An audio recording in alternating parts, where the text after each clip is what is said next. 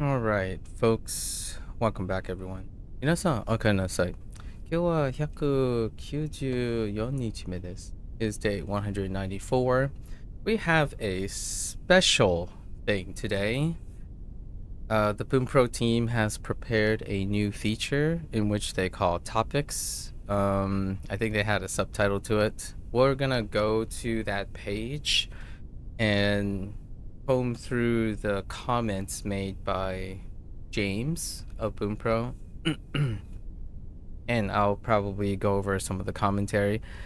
I skimmed it earlier, like before, sometime in the evening yesterday when they posted it.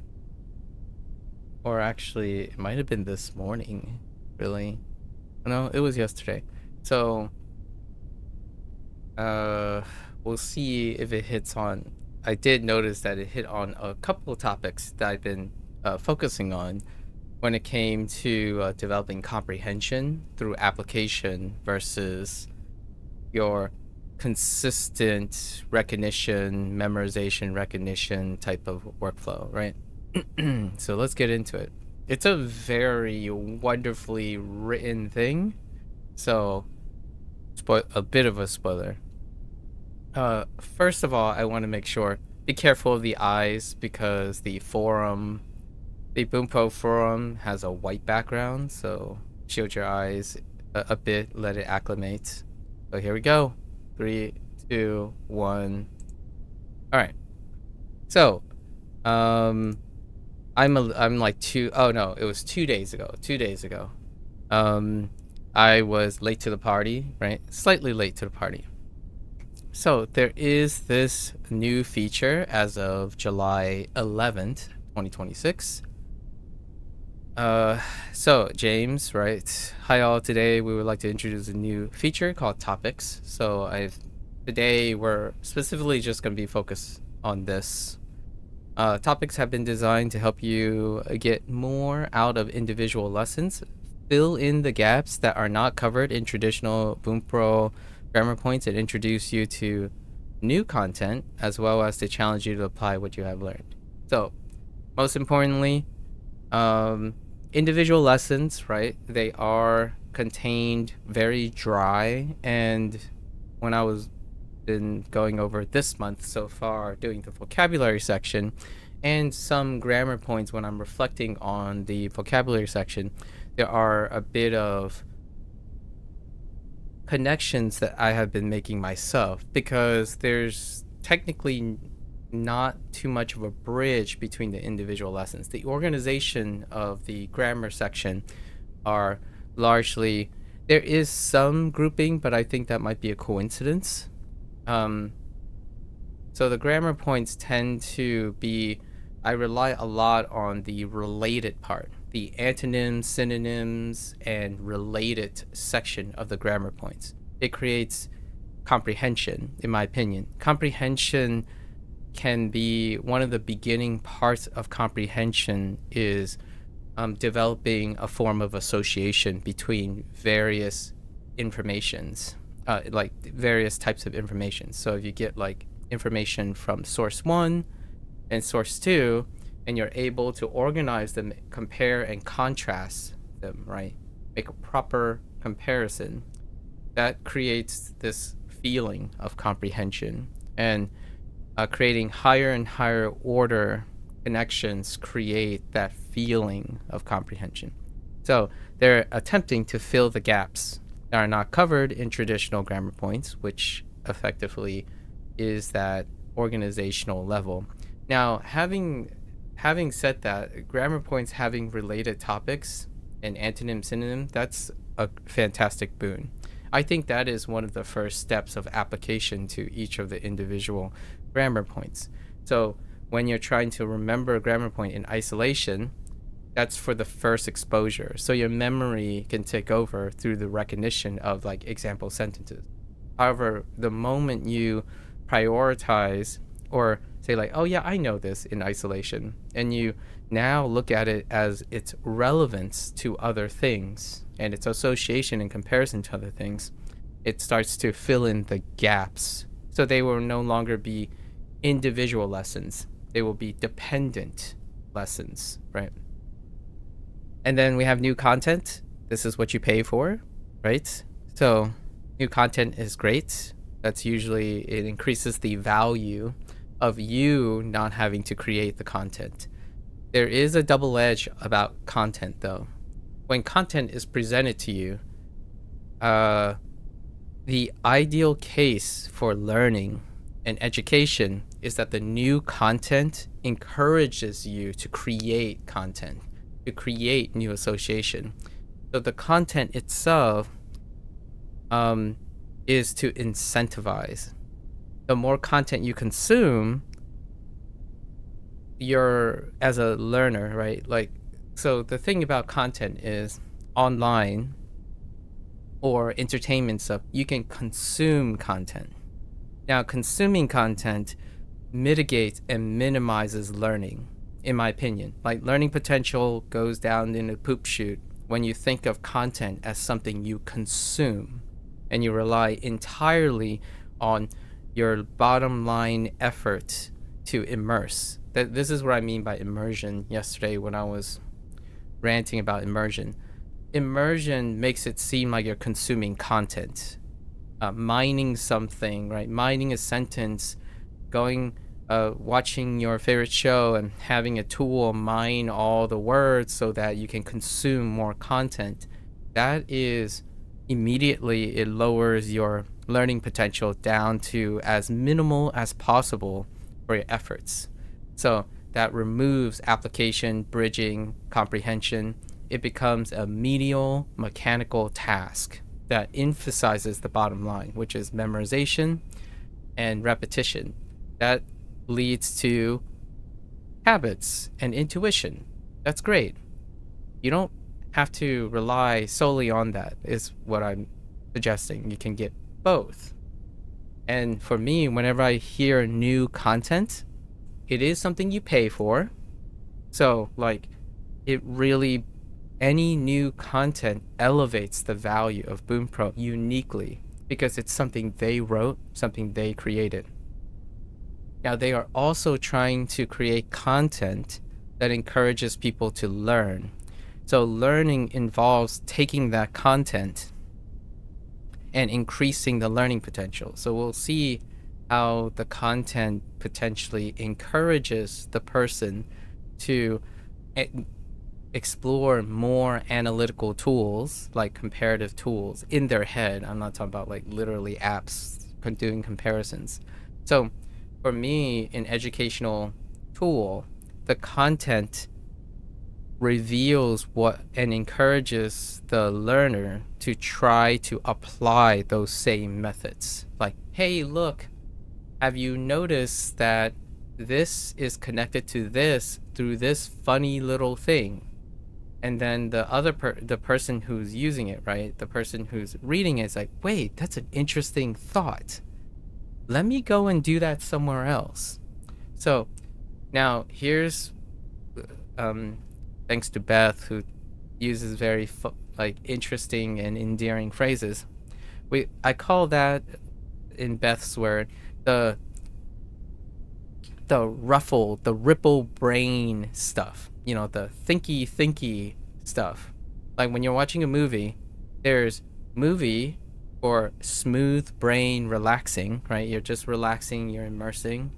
And then there's ones for like thinking really hard, and you might not always have the energy to do that, right? Like, it's too complicated. I don't want to think while enjoying my movie.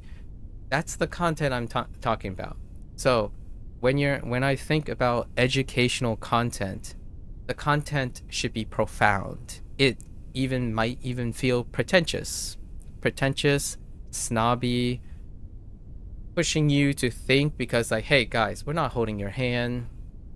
Do you see the connection? If you don't, try again. So we'll point out something and try again. Now the thing is, it gets easier or more efficient when you practice it. And the phrase I would use is, content in learning material should promote critical thinking skills. Yes, it's kind of like school, right? You go to school, you don't care about math. You still have to do it for grades. And if the content is spun in a way that can encourage the student to engage in critical thinking, Remember, school is not responsible for your hygiene, your sleep schedule, right? Your energy levels, your likes and dislikes, your mood. Granted, when you go to school, when you're rested, maybe even bored for the time being before you get to class, and you're eating well and you're open-minded, then the content in school is likely supposed to be structured in a way that encourages you to critically think. So we'll see what Bunpro's content's about. I imagine it's going to be about Japanese culture and like when certain things to use it, when you do this and do that. And the idea is when you consume that content, you would think, let's go do that. Let's go try and do that. How else can you do it? That type of thing. All right. Anyways, and then and of course, I really like the last phrase they have. It challenges you to apply what you learn. So far, the vast majority of learners that I have come across, they rarely apply. They're specifically consuming. So that was my major criticism for myself personally. I'm not going to criticize other people. I observe that they largely talk about all the times they consume content, immerse in content, input in content. They rarely apply it. Application requires output. Output to create feedback and input. That's like talking to a teacher and a teacher responds back, right? That type of thing. So self-study is nearly entirely input dominant for those who like to self-study. And for myself, I try to find new ways to output, find reasons to output or apply. So that deals with recording, talking about learning strategies and whatnot, and participating in discussions, right? Discussions about Japanese culture or video games or something that ties in with Japanese culture, and throwing incentives and encouraging myself to break out the Japanese every once in a while, regardless of what its context is. The context is flexible to your application, right? You can choose a context to apply your stuff. Now, we'll see what the challenge is. So, and it's a pretty good time because by the end of this month, actually, it's going to be the beginning of next month, I'm going to do the first N5 mock test. So that's available on Bunpro. It's another feature that I have not touched yet because of how I'm scheduling everything. So they're starting from N5. So it's a good time to dive back in and see if the N5 grammar is still there, right? So when studying grammar points one by one, there are many places that we can often like to include additional information. I can definitely tell that they have so much more information they could have included, and I definitely do not doubt them that they had to cut and try to stay focused without digressing too far. I mean, I digress instead. Like when I'm reading their grammar point, immediately I want to go into like an hour or two digression about how they're explaining grammar point. So I can imagine the people at Bunpro would feel very similarly. I'm a novice. They do this for a living, right? Or at least I think they do this as part of their living. But are unable to do so while keeping each grammar point self-contained, right? So their goal by their design, in my opinion, was to self-contain them. So the lessons were entirely like card-shaped, so to speak. And I really like the related section, which it makes it more like modular blocks, right? Now this includes many things like comparisons, as of course my golden rule for going from memorization to comprehension is usually a higher level of thinking that involves comparison, and comparison means to similarities and differences, comparing, contrast.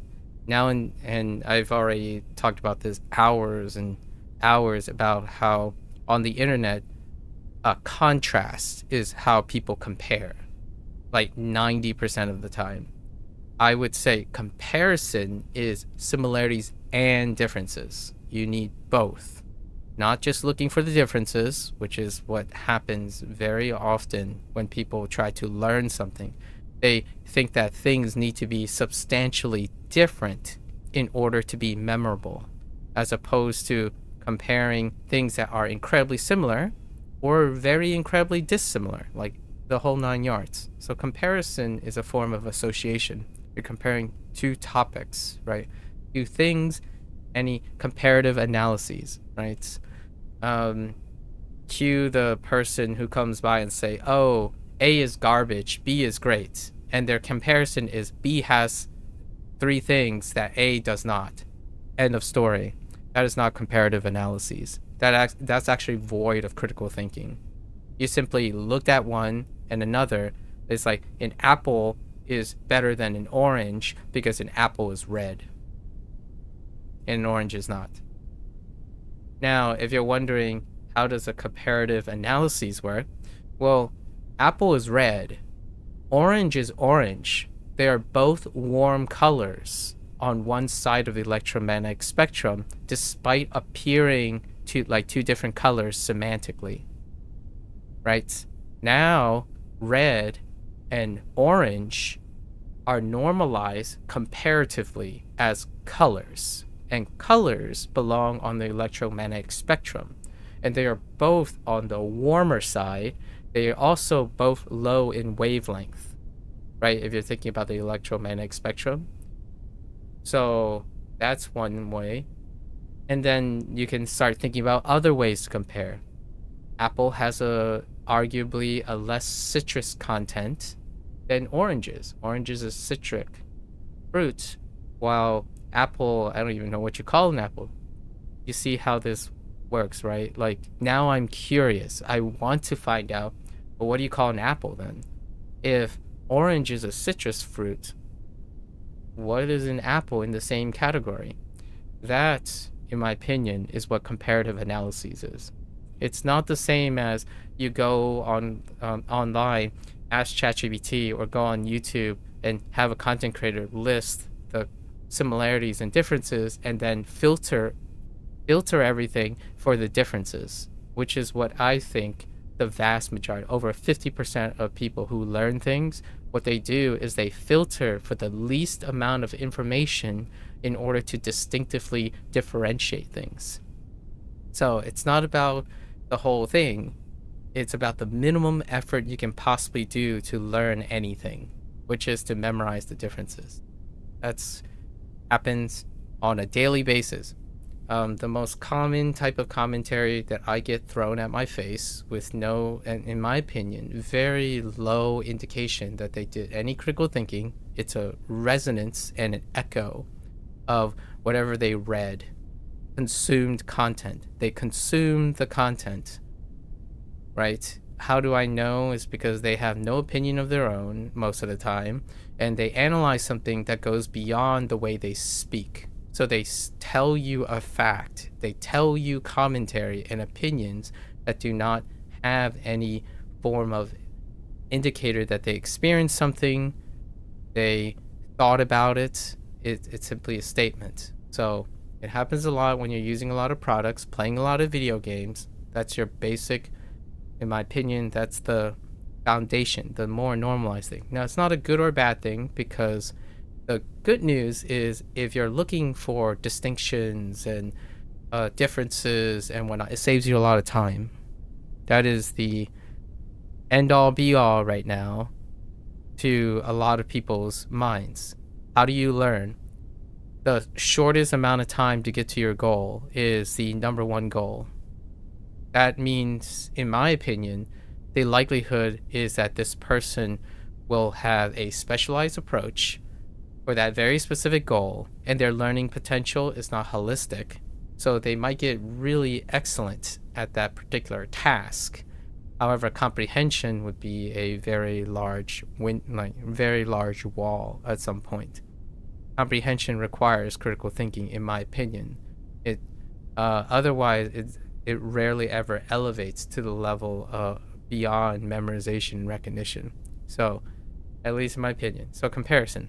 Relevant grammar discussions. I talk about this. Relevant grammar discussions would probably have to be presented in English or whatever like native language used to then form the bridge to the target language. So whenever I hear like, naze, right? I even explain why, like, grammar or sorry, someone else told me like, oh well, everyone uses doshite, and I'm like, well, the one that I heard for why is naze, and the person laughed and said, oh well, that's, no one ever uses that as doshite. It's like, well, you didn't explain it to me. That's what relevant grammar discussion is. So when that naze came up in Bunpro, they recently added naze, doshite, and I don't even know the third one. It's the super casual one. Yeah, see, like, they're not as memorable because they're not grouped together properly in my head yet. Now, having the relevant grammar discussion would be how I develop output for it. That's not to say that when it shows up, like on a grammar text or like in a Japanese, when someone's speaking or not, I wouldn't recognize that they said why in 3 different forms. That's recognition, it's input, right? You're responding to something. But right now I'm trying to explain or give an example of these relevant grammar discussions. Naze and doshite would be one, right? Yesterday when I was doing the vocabulary word, it was shikashi, kedo, and demo, right? And every variant of kedo, right? Those are my relevant grammar discussions. We talk about how they're related and whatnot. So I develop relevant discussions with myself as I'm organizing, comparing, doing comparative analyses. Introduction to broader topics such as vocab and listening. That's great. I mean, more input, right? You get broader topics that encourages the integration of vocab and listening, which you'll do naturally. That's the bottom line. Usually input is the default. So we'll see what that is like. Broader cultural language and related concepts, right? I naturally do that whenever I read new content. I relate it to my existing concepts while also consuming the new one. If you do not have a point of reference, for example, oh, Japanese people do this. Okay, does your process end there? That's the question. Like for myself, it doesn't end there. I compare, make relevant discussions of my existing experience. It takes a lot of time. However, I won't have to remember it traditionally again. Like, it's not, oh, that's what Japanese people do. Oh, in this very example, that is what Japanese people do. Like, well, what do you do? What do you do right now? What are you going to do in the future? That's kind of the idea. It's a bridge. You're forming bridges. Or what I would say is you're crossing wires, right? You're trying to associate all your memories. And then etymology brings it all together. Etymology is a natural way of, like, creating tethers, right? So etymology is like the idea of creating an association between your existing knowledge and your new knowledge. So when you read a new cultural thing about Japanese, you have to ask yourself, or you should encourage yourself, what are you doing now as a comparison to that? Because etymology, while etymology is about words and language, association with your existing memory is the etymology of yourself. It's the etymology of your memory. So anything you currently have, your current knowledge, has to be tied in order and origin to your new knowledge. So that's what I do. I don't ever not do this. Like, that was a poorly phrased English. I genuinely 99% of the time do this. When I get a new piece of information, immediately it has to be chronologically or etymologically attached to something that exists in my brain. That's what, in my opinion, makes me go beyond memory right away. Like, go beyond memorization. It is using my memory to remember something new. So when I play a video game and I see a scene, I think about how that scene is related to a lot of things that I already have experienced. That's how I recall people's names, movies. In fact, in general, if you look at someone who is very skilled, not the same as intelligent, like how people talk about geniuses, right? Like, oh, this person can remember the first 1,000 names in a phone book. That's a different aspect. The successful and skilled is what I'm talking about, is how people, when you hear a successful person, it sounds like they always have something to say, and not in a way of filling time, like saying bro a bunch of times or something like that. I know that's a little bit, some people are catching strays. I'm sorry. The idea is I'm trying to encourage them. You don't have to only say bro. You're a human being, so you can say lots of things as long as you want when your memories are tied together. So like in an interview, you get nervous, like, oh no, what happens if the conversation stops and I have nothing to say and nothing to ask? Associations build that. It creates a flow. So any one topic leads to many other topics. You can guide the flow of the discussion because they're already connected in memory. So that's kind of what I mean by etymology. Etymology analogously happens in your memory. When your memory exists, your existing memory, body of knowledge, gets tied to the new existing memory knowledge, there's an order to it. This came before this. It doesn't matter which one's better, it's the whole thing. How English leads to Japanese is part of the etymology, quote unquote, etymology of my knowledge of language. So it's not individual things. They're not tied together. If you can definitely go about that if you want. Not my cup of tea, obviously. The list goes on and on. Topics were created to bridge the gap and provide a more holistic perspective. That's what I mean by holistic. When you're taking a holistic approach, that's when other aspects of the other disciplines and skills are incorporated into the learning process. It's not a specialized skill, which unfortunately or unfortunately right now, there are very, I would say, fairly competent and intelligent people that I have met in my life. This doesn't affect their intelligence. However, they are incredibly specialized. Being specialized does not affect your capacity, like how intelligent you are and how perceptive, how observant you are, because you can be specialized observations, right? You can pick off things in a specialized way. Holistics is taking a broader approach, is to round everything out. A balance approach, which is typically when you figure out your routine, your habit formation, which does require specialized attention.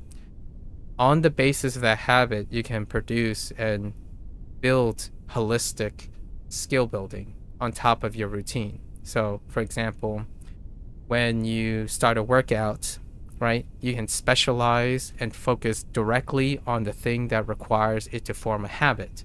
Consistency, SRS, for example, Bunpro is an SRS thing. Once that habit is built, then you can step back and take a holistic approach and develop other skills. The downside right now for me personally is many of the tools, this does not include Bunpro, does one thing. So they're a single utility product, right?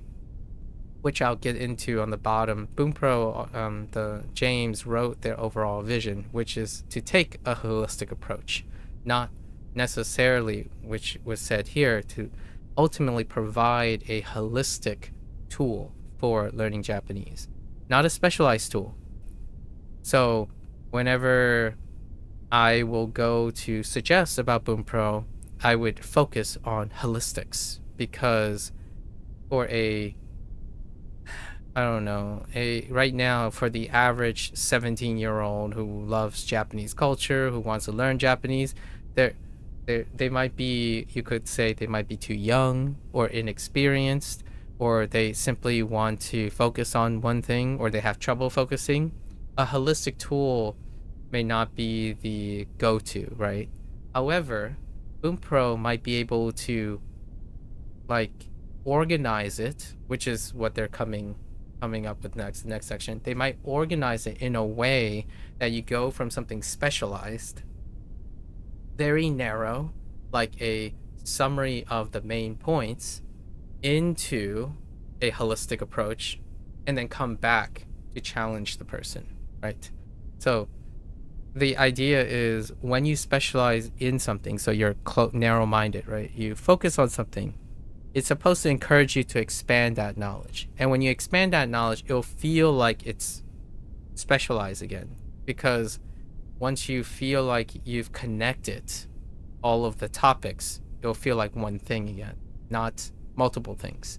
So whenever someone asks me, like, so what, how do you keep on thinking about things when you're watching a movie? Well, I did all those things very often. And at some point, it's difficult not to do all those things than doing one thing, right? Like, and for me, I don't really envy going back. I often say it's very impressive. It's incredibly impressive that someone can watch a movie, for example, or watch or read manga, right, and whatnot, and while they're learning Japanese, and the only thing they can think of is if they memorize something, or they sentence mind something. That is like a very impressive skill. Like, the filtering that is required for me to do that is almost under practice. So you could argue that I'm deficient at that because I don't practice it. I don't actively practice reading something for a mechanical purpose. It's very similar to how I contrast with younger people who play video games. When they play video games, they extract what they want to extract. So it would be like 100% effort into 20%, I would say roughly 20% of the content. That means that they get really good at the 20% content, and that 20% content is the minimum amount to be successful in the video game. So they are intrinsically trained to do the minimum amount, optimized. The word would be optimized. I see it as minimalized or minimized. They optimize the minimum amount of learning that they have to do, specialize in it with practice, which is output, right? That's the application, and then succeed at that narrow vision very, very well. And that's usually the approach of the internet hustle culture right now, the hyper optimization of your skills.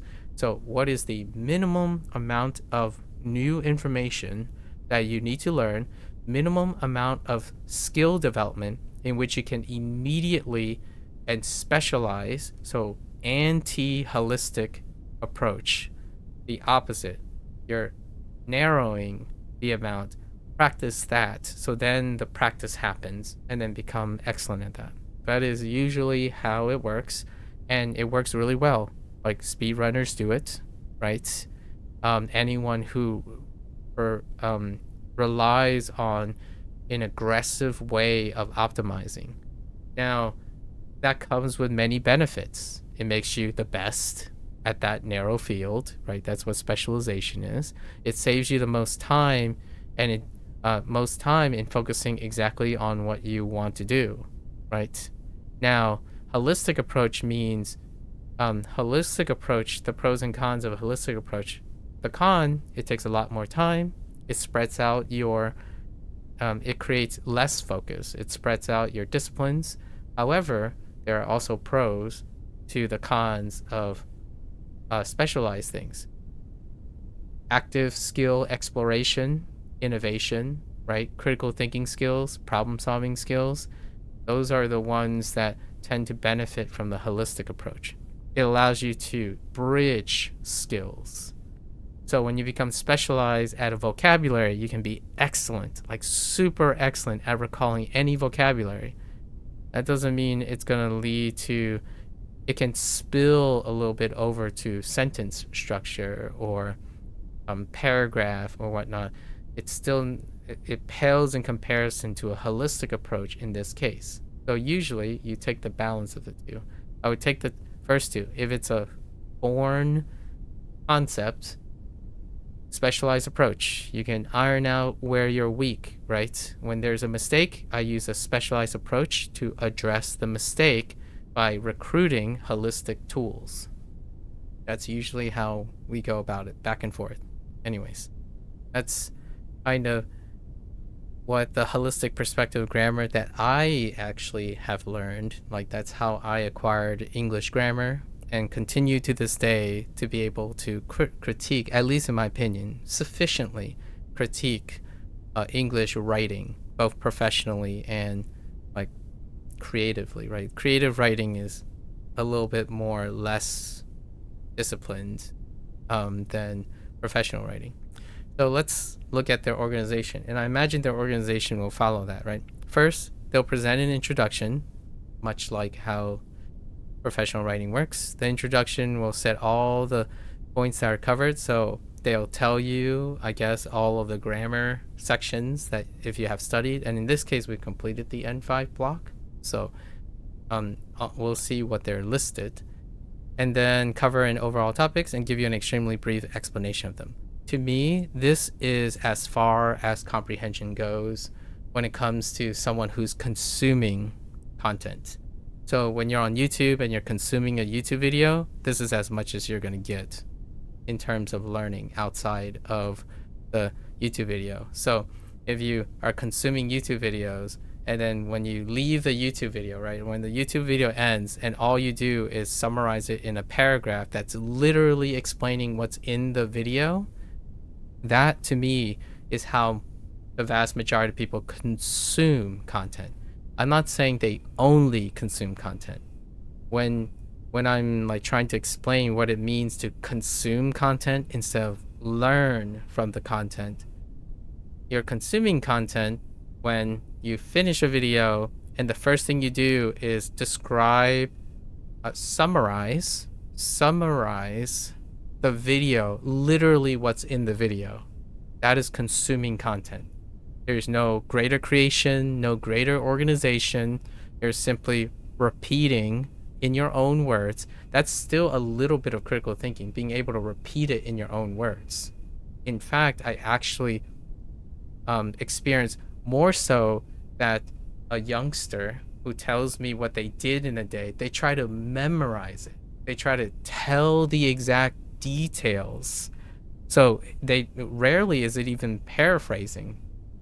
Like, they don't explain to me, here's, in my opinion, what paraphrasing and summary often is supposed to tell me. They're telling me what's important to them, that they extracted from the video, and usually it creates elements of what they understand about it.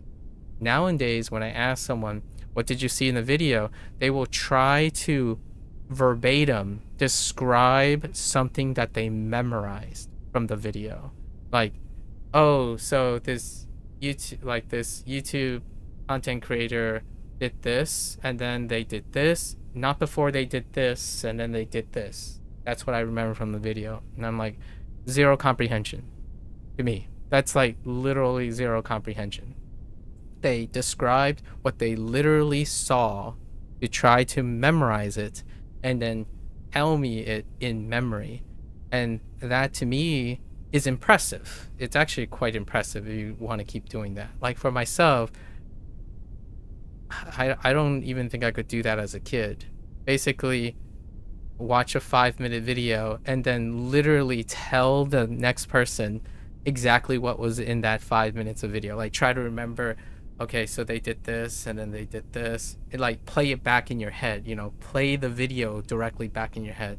That's not what I do. I rarely ever do that. I would say if someone challenged me to do that, I would be far more deficient than, like, if the goal is to replay the video back in my head, then I'm gonna fail. Like, that's not what I do. What I do is I reinterpret the video. So I interpret the video by the end of the video, as in, hey, all right, so from this 5-minute video, I've collected 3 topics that I think generally underpins the core aspect of this video: the intent of the author's creation, how they support the intent of their creation, and what it means to me. And I would create a paragraph that tells the person in an organized way, the way I would organize the information, and that would be my introduction and summary, all within that 5 minutes as I'm like watching the video. So that to me is my natural inclination. When someone shows me something, I have already formulated many paragraphs of critical thinking that I can share with that person. I even infer why that person showed me the video in the first place. So like when someone says, hey, this is really neat, you should watch this video, my first inclination is, this person is telling me to watch this video, and this person said the video is neat. I wonder why that's the case. So I'm already watching the video for a higher comprehension, or a higher fourth wall related topic. I need to also understand why that other person is asking me to watch this video, right? All of those things happen immediately. For me, whenever I share a video with someone who is a lot bit younger, they would watch it, and then they would wait for me to prompt them. Like, oh, okay, so what have you seen in the video? Then they do that memory exercise where they would try to immediately try to describe maybe 15 seconds identically of a 5-minute video, because they believe that's what's important to them. At least that's what I think they're trying to infer. Like, it's important. So I would use that detail to ask further questions. However, when someone's asking me, oh, I want to learn something, I want to be able to remember things, that's not, in my opinion, that's not how you remember things. It will be poorly scaling. Like, imagine thinking that every day you watch, in order to be smart and comprehensive and intelligent, or whatever the words kids use these days to describe their recall ability or their comprehension skills, they have to be able to practice a skill, something like that, get so good that when they watch a video, every single video they watch, they can play it back in their heads. I don't think, then if that is intelligence, then I'm probably one of the stupidest people on this planet, because I rarely can even play back. Like, when someone asks me, oh, what did you watch yesterday? My first thought is, oh, let me play it back in my head. Let me think, okay, there's this scene with someone on the left side of the screen running to the right side of the screen. That's generally not what's going on in my head. So whenever someone asks me artwork, we're about to get into artwork. That's the same thing with artwork. Someone would say, oh, hey, so how do you come up with ideas so quickly? Like, do you just like look at an image and then like reproduce it? And I'm like, if I look at an image and then I look at a blank canvas and that image is gone, I'm not going to be able to remember that image. Like, I don't draw from the eidetic memory of the specific image. Now, this is a little bit harder to describe, but I do draw from an image. The thing is, the image is not identical to the image I saw. So, like, the thing about biological memory is that you consolidate there's a bit of noise, a bit of fuzzy logic.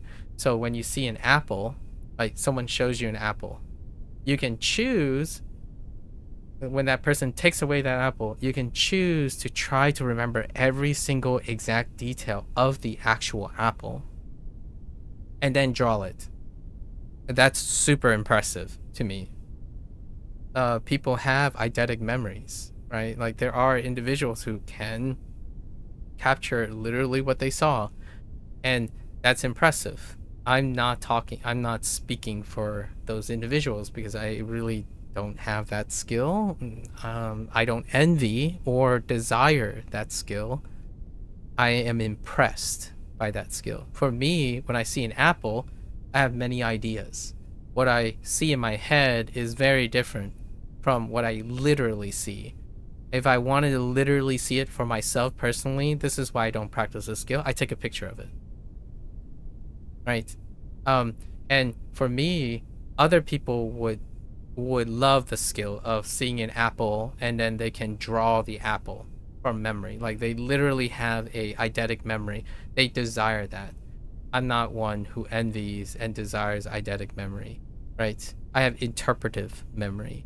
And interpretive memory is my strong suit largely because I think of comprehension first. It's effectively subtextual, emotional intelligent comprehension at all times. So I am weak. So whenever a kid says, oh yeah, you're smart, you must be great at memorizing things and like short-term memory, every time that happens, it's already happened like 20 times this year. Every single time I get trounced. I get beat out by whoever says like they think my short-term memory is better, because I typically do not remember things verbatim. It rarely does. It's a bit of a twist, my comprehension. So I do filter things. That's what the filtering is. I filter and create. So it's not quite the same as filtering to be optimized, right? Take in all the observation and make something of it right away. So information comes in, it comes out in my own words and created and comparatively organized, regardless of how limited it is. If you show me 2 words, I will have created multiple English sentences because I can't express it in Japanese yet, for example. Eventually, those created English words about a Japanese word will become Japanese sentences. That's the bridge. So that's what we're doing now. Anyways, that's what the flow is. So this is the first step. It's great. It's a natural first step for most people. Then they will go into the grammar points listed individually. So that's to connect and bridge all the grammar points into one place, because individual grammar points is not the same as a concept with multiple grammar points. So now they're bringing grammar points together on a topic, which is the natural bridge for comprehension. Like any individual grammar point is not quite sufficient to illustrate a collage, a mosaic of grammar points. That's usually when sentences come in. The moment you start reading sentences, the multiple grammar points have to come together to form the foundations, right? Foundations, and then all the nuances, the extraneous grammar points to create flavor or nuance of that. So they're bringing it together, which it expands the scope. Now things aren't one-dimensional. They're combinatorial, right? They're not in serial, it's combination. Although even in serial, sometimes others may struggle, like serial logic, which is A leads to B leads to C. So if you learn one grammar point, it leads to the right answer of that grammar point when prompt, right? Now it's more like you read something, what do you see? How many points do you see? How do they relate to each other? How many combinations of right answers can you think of? Or how many combinations of right answers are there using multiple variables? So that's kind of where you form your network, right? Anyways, and you are given the option to learn them school one by one, right? That's a great way to repurpose their individual grammar cards. And we recommend this style as the next section assumes that you have already done this, right? So we have done, this is a great primer for what are the first two steps. The first step is to get a general impression, exposure, right? That's what the introduction is for. The introduction is supposed to help you create a generalized focus. That's usually why science papers, right, academic papers, or even textbooks, they start with an introduction. Gets you primed.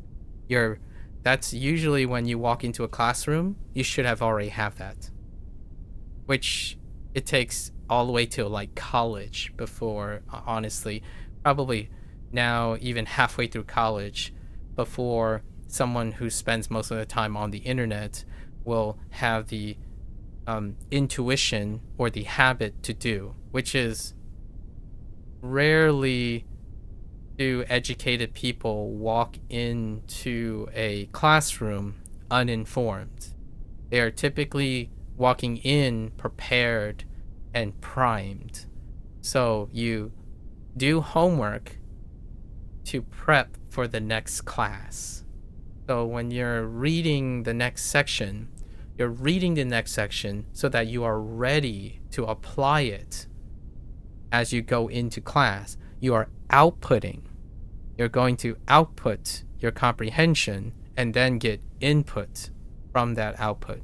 So these are the steps. Introduction is the explicit nature. Here it is. Here's some stuff you might want to know. And then you go into class. The teacher will be disseminating the points that you may or may not know, or you have a general idea you're going to be explained.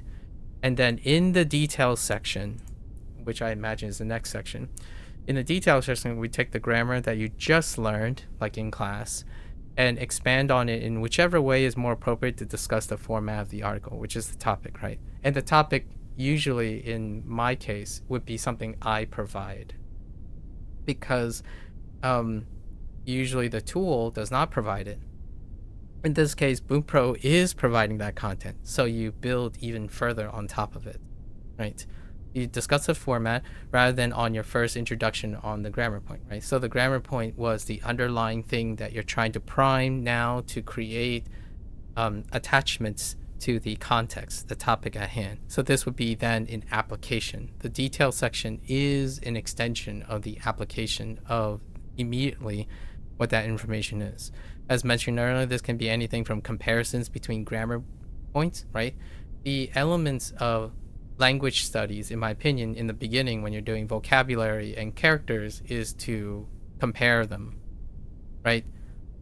That is still comparative analyses. That is still output and and immersion, in my opinion.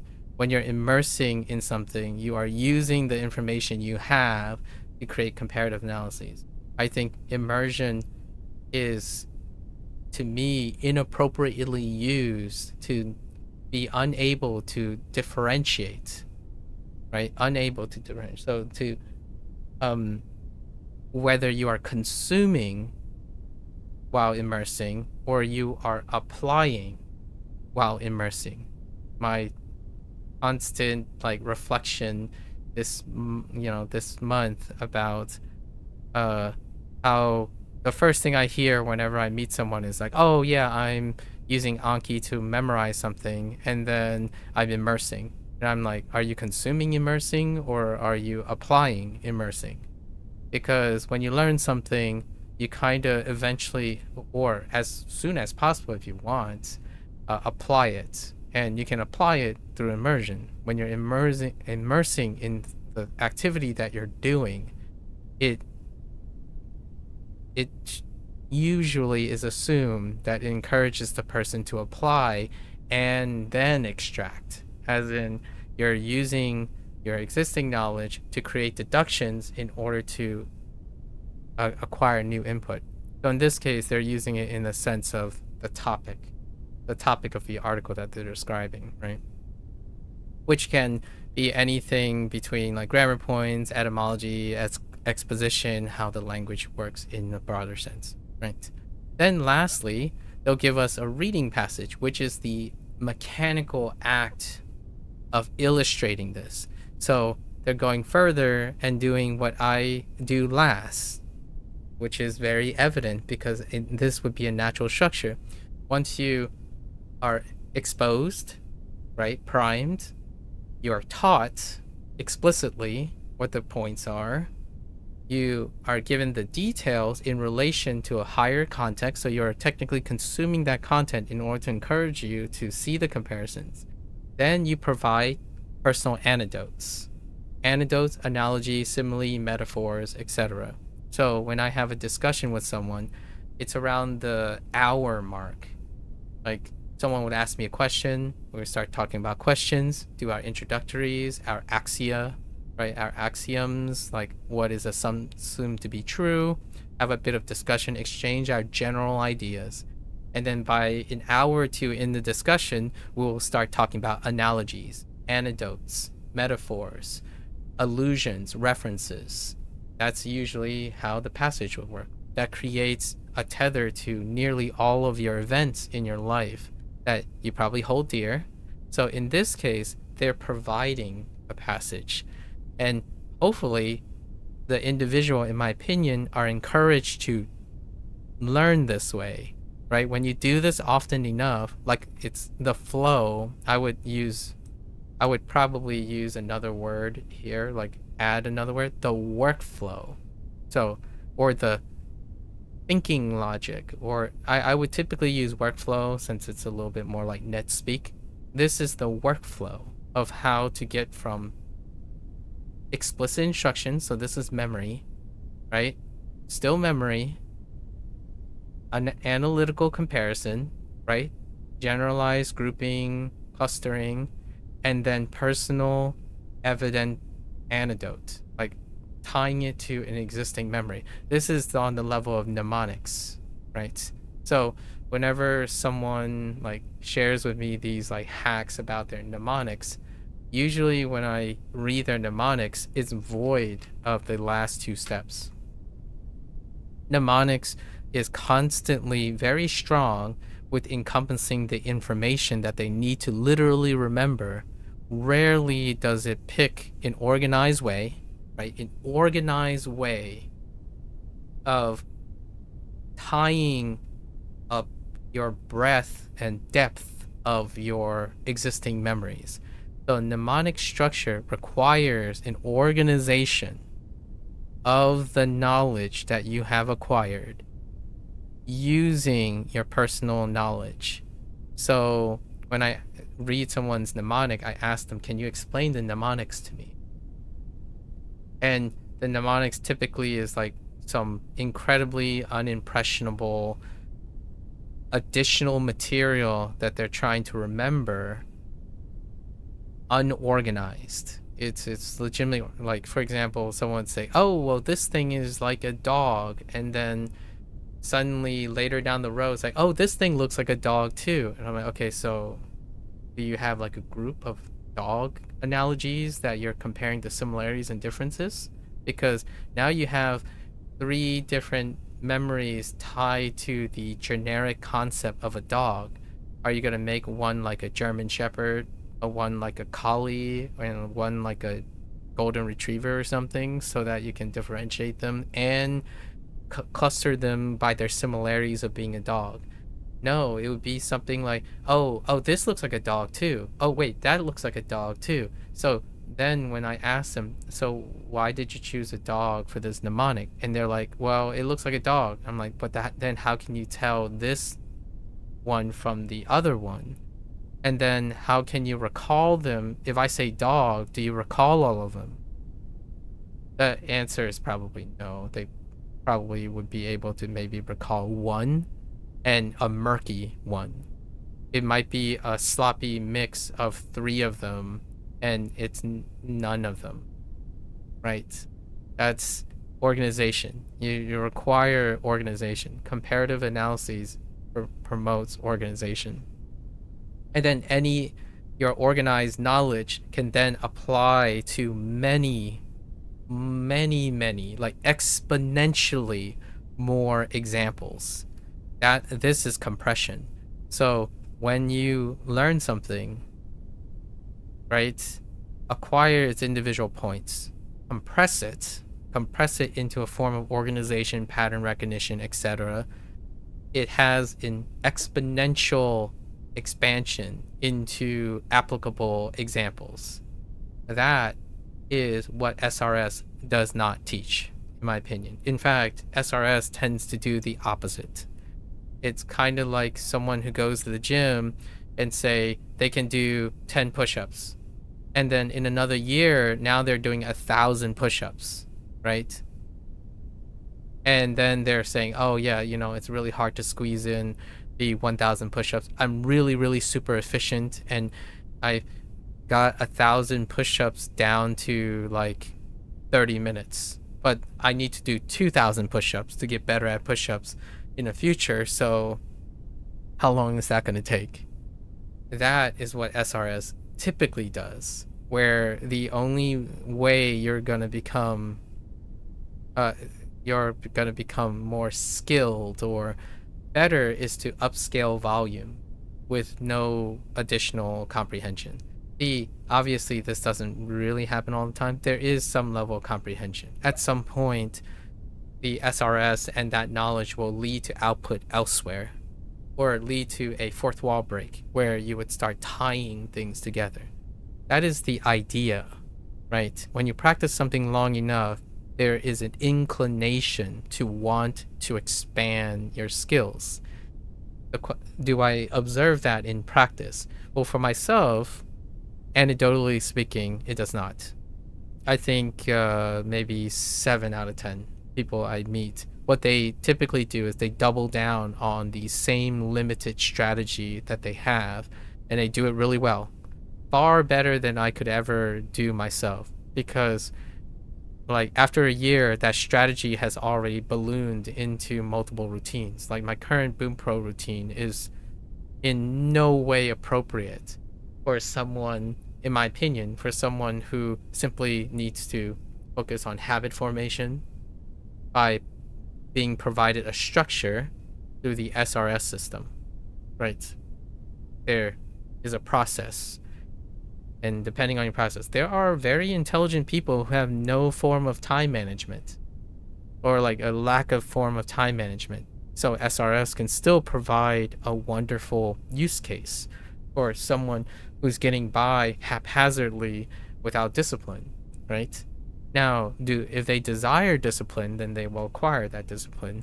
However, if they don't, then they can still continue. I like to think that there's a minimum level of holistics necessary for a specialized person. So that is the goal of holistics, in my opinion. You are trying to prop up any rate limiting step, because at some point, like for example SRS, if you're really good at memorization, there's going to be a rate limiting step, and that's probably, or a rate limiting like variable. What would that be? Probably time and the volume in your brain, I suppose. Like some people would say, oh man, I can't do like 3,000 reviews every single day anymore to upkeep the thing. Yeah, I wouldn't blame you for feeling that way. Compression and patterns is what humans do, in my opinion, to compress. Stacking top, bridging, overlaying, cross sectioning. Okay. So they went even further though. This is really neat. So now we got through, right? They started with introduction. Like this is inceptional. So the flow is telling you the organization. They start with introduction. I really enjoy analyzing the way developers present their information. Because James, I don't know how often James go over the way he writes or not. However, so they start with introduction. This is your standard introduction. They explain their methodology. So the flow, right? The flow, it's coincidental. The flow, the method, is also the method section of his post. So gone over what they're going to do and future stuff. So additional and going beyond what it is. So he added a bonus section, which is this is also a perfect opportunity that they'll seize to maybe this might be more experimental. They're going to include additional topics, right? Additional bonus articles, and I look forward to reading them. Honestly, we'll go read through them as they are introduced. Right, today is dedicated to talking about the topic section. So as we can see here, there will be bonus topics. It handles particles and is designed to give you a better idea how Japanese grammar actually works. Right, beyond just A equals B, right? Serial logic. Although this topic has much more useful information than we can possibly show, I imagine we'll go through them. So, bonus topics, excellent. And then, of course, they tell us how to access it, which that's what eluded me. It didn't have like marked new or anything, so I had to go to the forum. When I saw it down there yesterday, I immediately decided we're gonna talk about it today, right? Please note that this is currently a semi beta, right, phase, so they're gathering feedback. That's excellent. And obviously the goal statement, in addition to giving us an opportunity to expose learners to concepts that fall outside of regular JLPT, right? I rarely learn things in isolation. In fact, anything outside JLPT includes anything I know about English grammar, right, education, critical thinking skills problems. There's so many things out of JLPT. A consumer, a person who's using any tool, should have far more things outside of the scope of any one tool or like task or skill, right? That's the idea. Humans are more than the sum, right? Like usually humans are more than the part they're focused on, usually. So topics have been created largely as our first step to making Bunpro a more comprehensive and holistic learning service, which I absolutely am behind. Like the way, in my opinion, these articles are written and these features are written and explained, it really does communicate to me, at least, that it's coming from someone who is organized and well educated, in my opinion. Not that education is good or bad, it's that when you're trying to be educated, you kind of want to look for someone who presents themselves in an organized manner, right? At least in my opinion, who has semblance of being educated. What this means is that we are putting additional effort into helping learners have a more well-rounded, right, understanding of Japanese and to feel confident in their language abilities, right?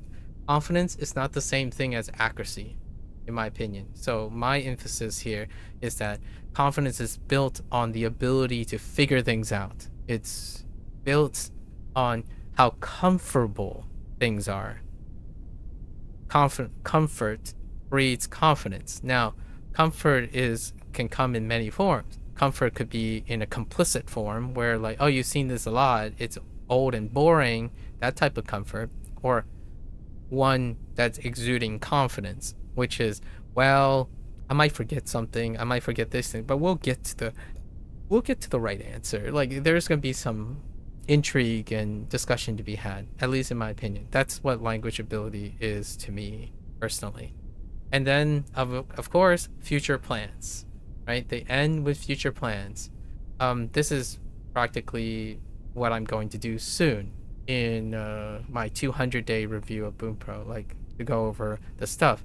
I'm going to start with the facts, all the factors that you might be interested in that we're going to go over, right? That's how I start. And then I'm going to use the workflow, the workflow of the archetype. So who is this target to and whatnot? Explain the methodology. And then I usually end with future plans or things that I'm working on, right? So very organized in that similar way. And their current plans include many of the things that I talked about during Duolingo, right? However, I'm looking forward to their implementation, like how they're going to do it. One of the bigger part of my routines right now that already exist as I'm learning vocabulary is themed vocabulary. How do I organize everything?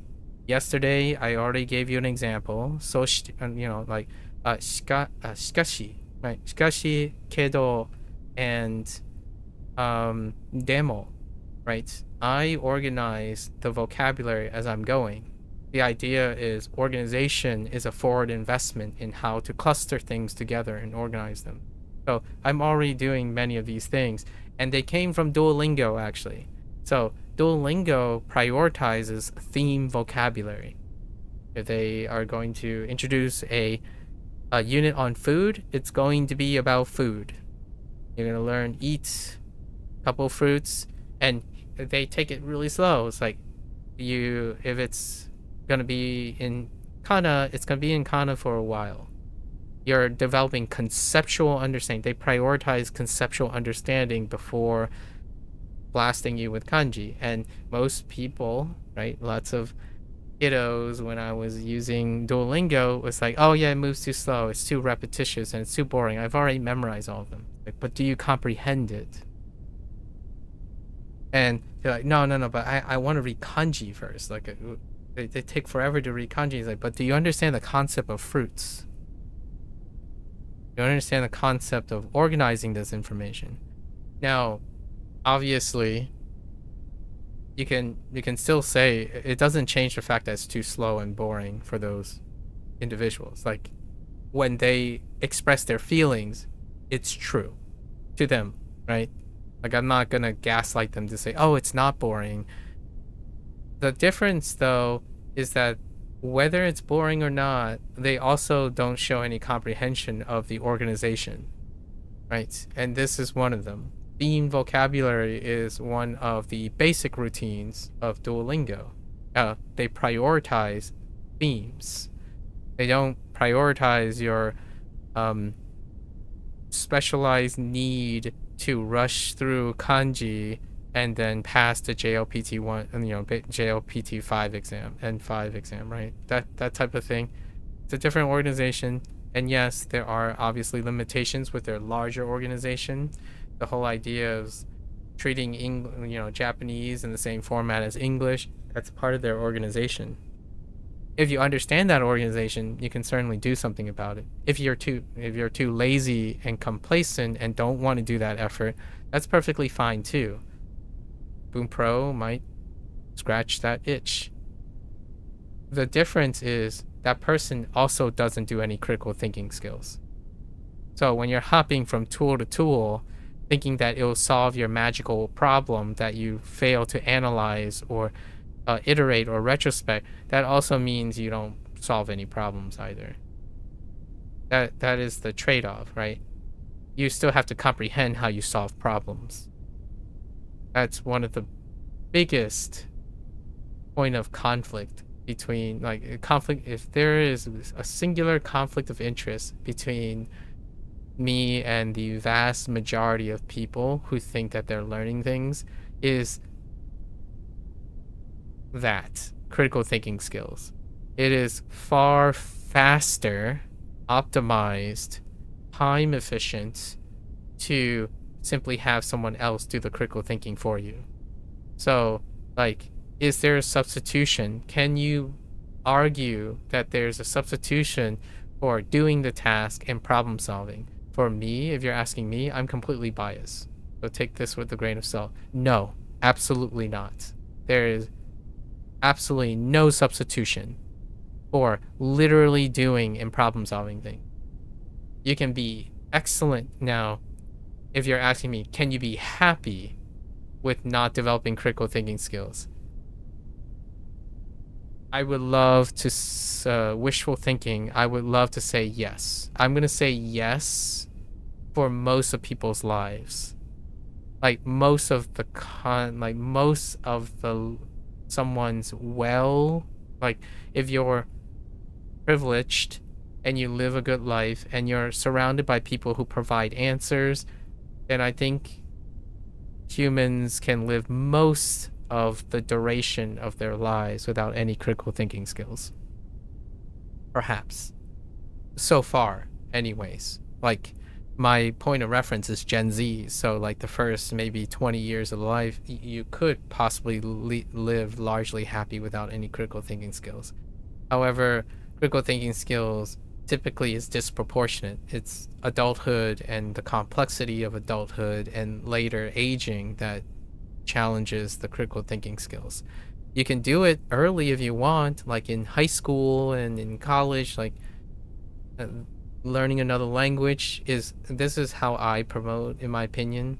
My primary way to promote secondary language acquisition is the development of critical thinking skills. So, no, I'm not here to sell you my app on how to learn a language. I'm not a secondary language acquisition expert. So you can name drop all you want, like 4 or 5 different people that their concepts of learning potential has been commandeered to serve the purpose of capitalized app design or something. That's perfectly fine. I'm more than willing to engage in having someone expound their analytical skills on regurgitating the pros and cons of recycled articulation of pros, like plus and minus off of like someone's website, right? That's fine.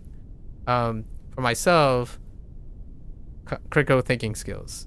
I don't like, you made a mistake, you're having a problem. Tell me about it. With critical thinking skills. That is usually where I am. So, you hate Duolingo. Tell me about it. Create a comparative analytical, demonstrate to me there was critical thinking involved when you said Duolingo doesn't work. It sucks. I require or engage in the idea that we should encourage each other to do critical thinking skills, because then your next choice can be an informed choice as well as a critically thought out choice by you. Not go to a YouTube video and look at the top 10 apps for language learning. Pick the first one. It's got to be the best. Use it.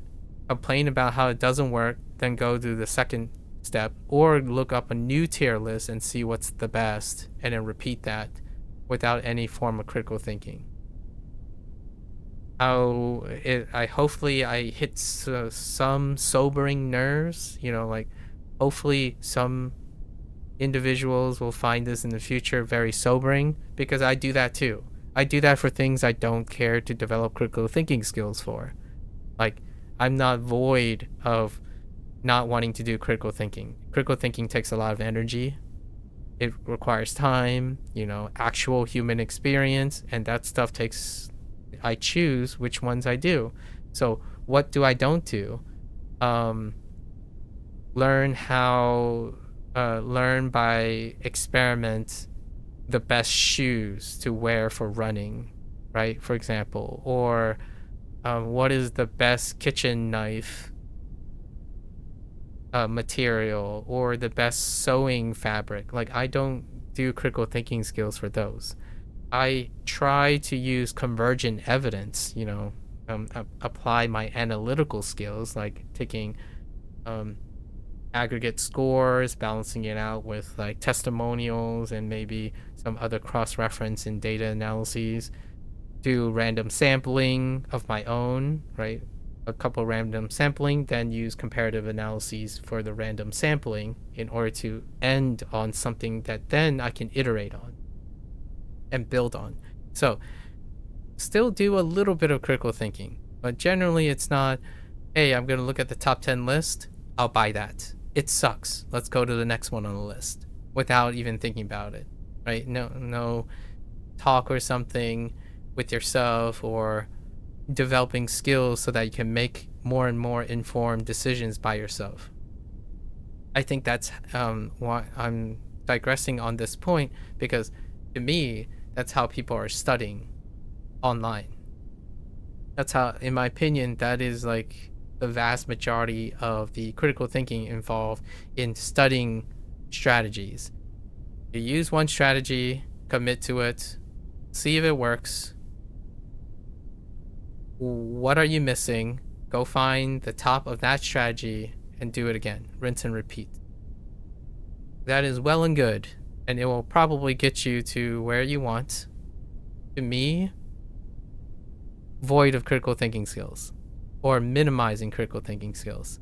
So that's not what I talk about, right? If there's anything that most of these things are going to be about, it's not the depth of how fast you can acquire kanji, the depth of how fast you can read your favorite manga, or how you're only reading your favorite manga and how you're only watching movies that you like to watch or know you're going to like to watch, only playing video games that you can relate to, reading books just because you can relate to them. That's not how I go about conversing and discussing. Usually when someone tells me they tell me like, oh, this is their favorite thing, explain it to me. Explain it to me like I'm not interested, or explain it to me like I am interested. Get me interested in the thing you have. And then when I share my topic, we are talking, right? We are discussing and conversing without critical thinking. When I share something, let's see if the other person can reciprocate. If they can't reciprocate, then I know that that person is a very specific type of learner. When someone can explain something to me relatively all right with comprehension, then they're either open-minded or narrow-minded. When they're narrow-minded, it would be a projection. Most of the time it's projection, and then whatever I say is filtered, as opposed to integrated or expanded when I'm conversing, right? If someone is explaining something to me, I would take the information that they have given me and I would wrap it with the information I'm about to return. That's usually what comprehension is. You're trying to demonstrate to that other person, I understand your points, and I'm going to take your point and I'm going to add to that point by sharing my point that might be entirely opposite of theirs. However, it's in the framework of what they shared with me. That's not what I get most of the time. I think most of the time it reflects a way of comprehension. Are you listening to the person and understanding what they're saying? Well, you have to demonstrate that to that other person. It's kind of like when someone explains to, like one person explains, oh, I really love this video game and yada yada yada, and then suddenly another person is like, oh yeah, I love this video game, yada yada yada, and then there's just these two people who are explaining how they love this video game, and there is no indication whether they are comprehending each other, understanding each other, or even talking to each other, right? Until there's a conflict of interest. When usually the thing that ultimately triggers some level of critical thinking, like a minimal level of critical thinking, is when people disagree. So when they disagree, they have to inevitably come into like address each other, right? And it would be, I think this is true, yada yada yada. I think this is true, yada yada yada, without the consideration of counter arguing each other. It's simply presenting two different points. So I call this the like talking at each other situation. Like, here, I'm going to talk at you. I'm not going to comprehend whatever you're saying. You're just talking at the other person. So you filter for whatever facts you can correct about the other person by citing and contrasting things. No level of comprehension, though, in my opinion. Comprehension requires that you can speak as though you give the impression to the other person that you understand their point of view, right? That's comprehension.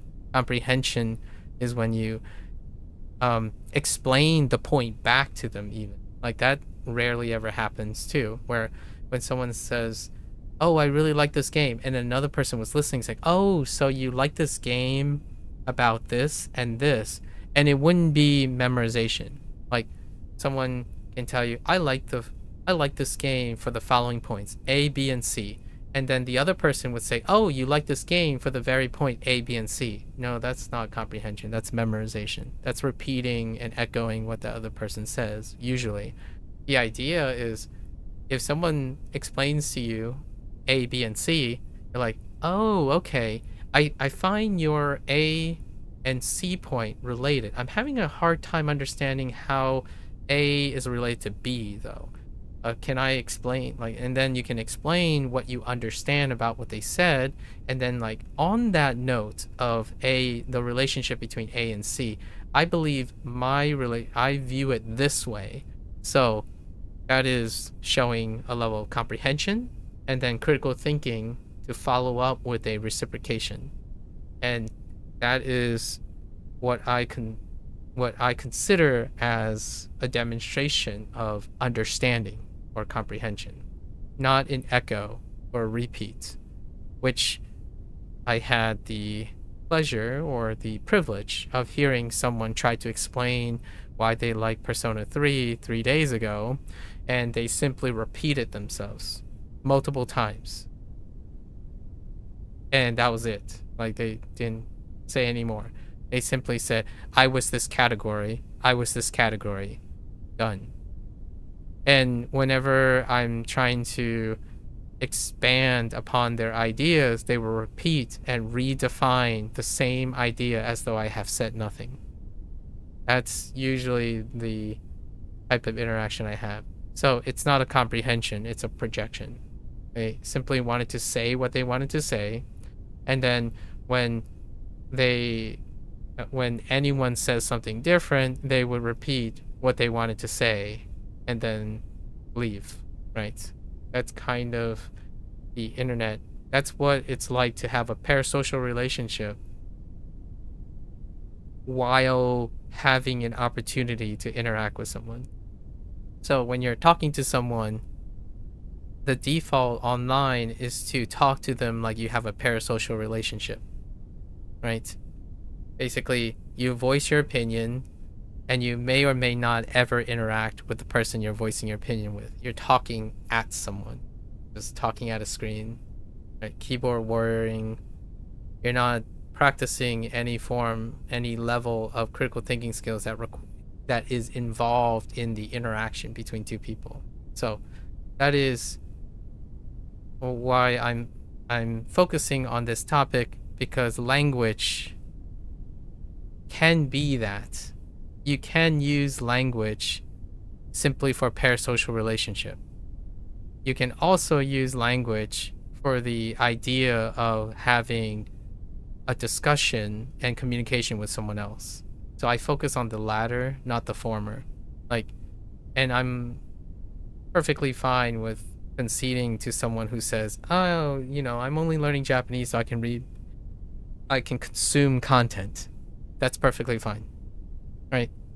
So hopefully I didn't hit anyone's nerves who say, oh, I'm only learning Japanese so I can read manga, anime, and watch podcasts, but I have no interest in interacting with any of those people or creating content of my own and whatnot. That's perfectly fine, right? Not everyone wants to draw pictures. Not everyone wants to write a book, right? In fact, creating content or creating in general is kind of something of a luxury for most people who are interested in that. Hello there, Walter. All right. Anyways, so theme vocabulary, right? Great. That's something I touch on. Reading encouragement. That's something we touch upon as well. Additional tools is really interesting. I'm curious what their next tool is. The last tool they introduced was the Kaijugator, right? The thing to encourage conjugation, whatnot. Oh, and a reorganization of the grammar search library thing, which we briefly touch upon. That's for organization purposes. And then integration was they're building several other large-scale projects that will link what they have in topics, and I'm looking forward to it. Anyways, that's what they did, and it's pretty awesome. So let's go try it out. I'll probably go more.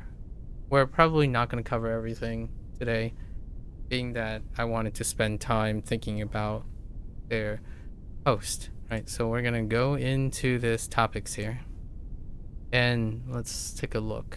So they have their N5 topic. I'm not sure if they're trying to cover all of the N5 topics, like if they have like a laundry list, or simply this is some of the topics that they want to cover, right? And it shows you have a one-word description, right, of its intent. So intent and the grammar topics are covered. We already covered all the N5 topics, so all of this, it can tell you how long, where it's at, so it is perfectly integrated with your decks, your deck progress. There was a comment that they did make that I kind of skipped over.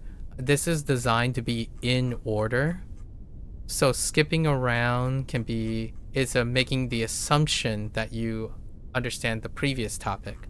So like they did design it in a manner that it is in an order fashion. So we'll just go on the top. I don't know how long these sections are, so we'll use this as the primer. We might do tomorrow and the day after to cover these topics, because there are quite a lot of them. All right, so let's go look at lesson 1. Oh, it's actually grouped by lessons. So let's just do lesson 1. See how long lesson 1 is. So let's collapse these. How many lessons are? We're looking at organization because I really enjoy gleaming. Obviously N5, right? N5 is the highest organization. And then we have lessons with their brief description of intent. So things that are crucial to make a natural, interesting sentence. That's kind of interesting. Putting quotation, interesting sentence, right? So then we expand, and we have a couple lessons here, which this is kind of where I think Duolingo's original foundation was for English, and then they reiterated for other languages. They start with their lesson topic, their intent of their lesson topic, and then they group all of the things around the lesson topic. So the first one we have is welcome to Bunpro. Bunpro yokoso. Yeah, yokoso. Make essential declarative sentences. So I would say this is a great place to start, largely because that is NetSpeak. It lines up very well with NetSpeak, especially English. If you're a native English speaker, colloquial English is declarative, or I call it indicative, right? They use the indicative mood most of the time when speaking in English. Like, that's cool. This game is great. This game sucks. I like this game. I hate that game. This looks, that is beautiful. This sounds great. That kind of thing. So declarative, indicative mood. So let's go in here. It says all grammar studied, right? Approximately 2 minutes. So these are relatively short reads. I'm guessing this is the approximate time it takes. And there's one reading. So I'm guessing this is the number of, wait. Is it ever not one reading? That's interesting. Curious. I'm also going to be curious how they're going to update, if they're going to routinely like overhaul or add more reading to the actual topics, or something organized in a different way. So we have two declaratives, right? Da and des, which da is the casual to be, or like to be as in it is that, like it is the exist, right? And then des is the polite form. So we're going over these because we're not going to click on them. Wait, yeah, we're gonna click on this and not on these. This is the quick link to the actual Bunpro deck lesson, right? Can you click on this? No. Okay, so let's go and click on this. So we have that organization that they talked about. They're going to start with introduction, the grammar points, so the individual grammar points, and then use the detailed topic, and then a reading passage for the practice. Make essential okay, so now this expands. The thing that you clicked on is at the top now. So welcome to the start of the Bunpro learning path. A bit reminiscent of Duolingo's imagery. The goal of this first topic is to learn how to make declarative statements using the Japanese equivalent of is, in quotes, right, or in one quote. This is fundamental to almost any language and is achieved in Japanese through the use of da and des. The main difference between the two is simply politeness, for the time being, right? So, okashida, right? Okashida. Oh, I think they're using TTS for these sections. I think. We'll see. And then sakana desu. Sakana desu. Okay.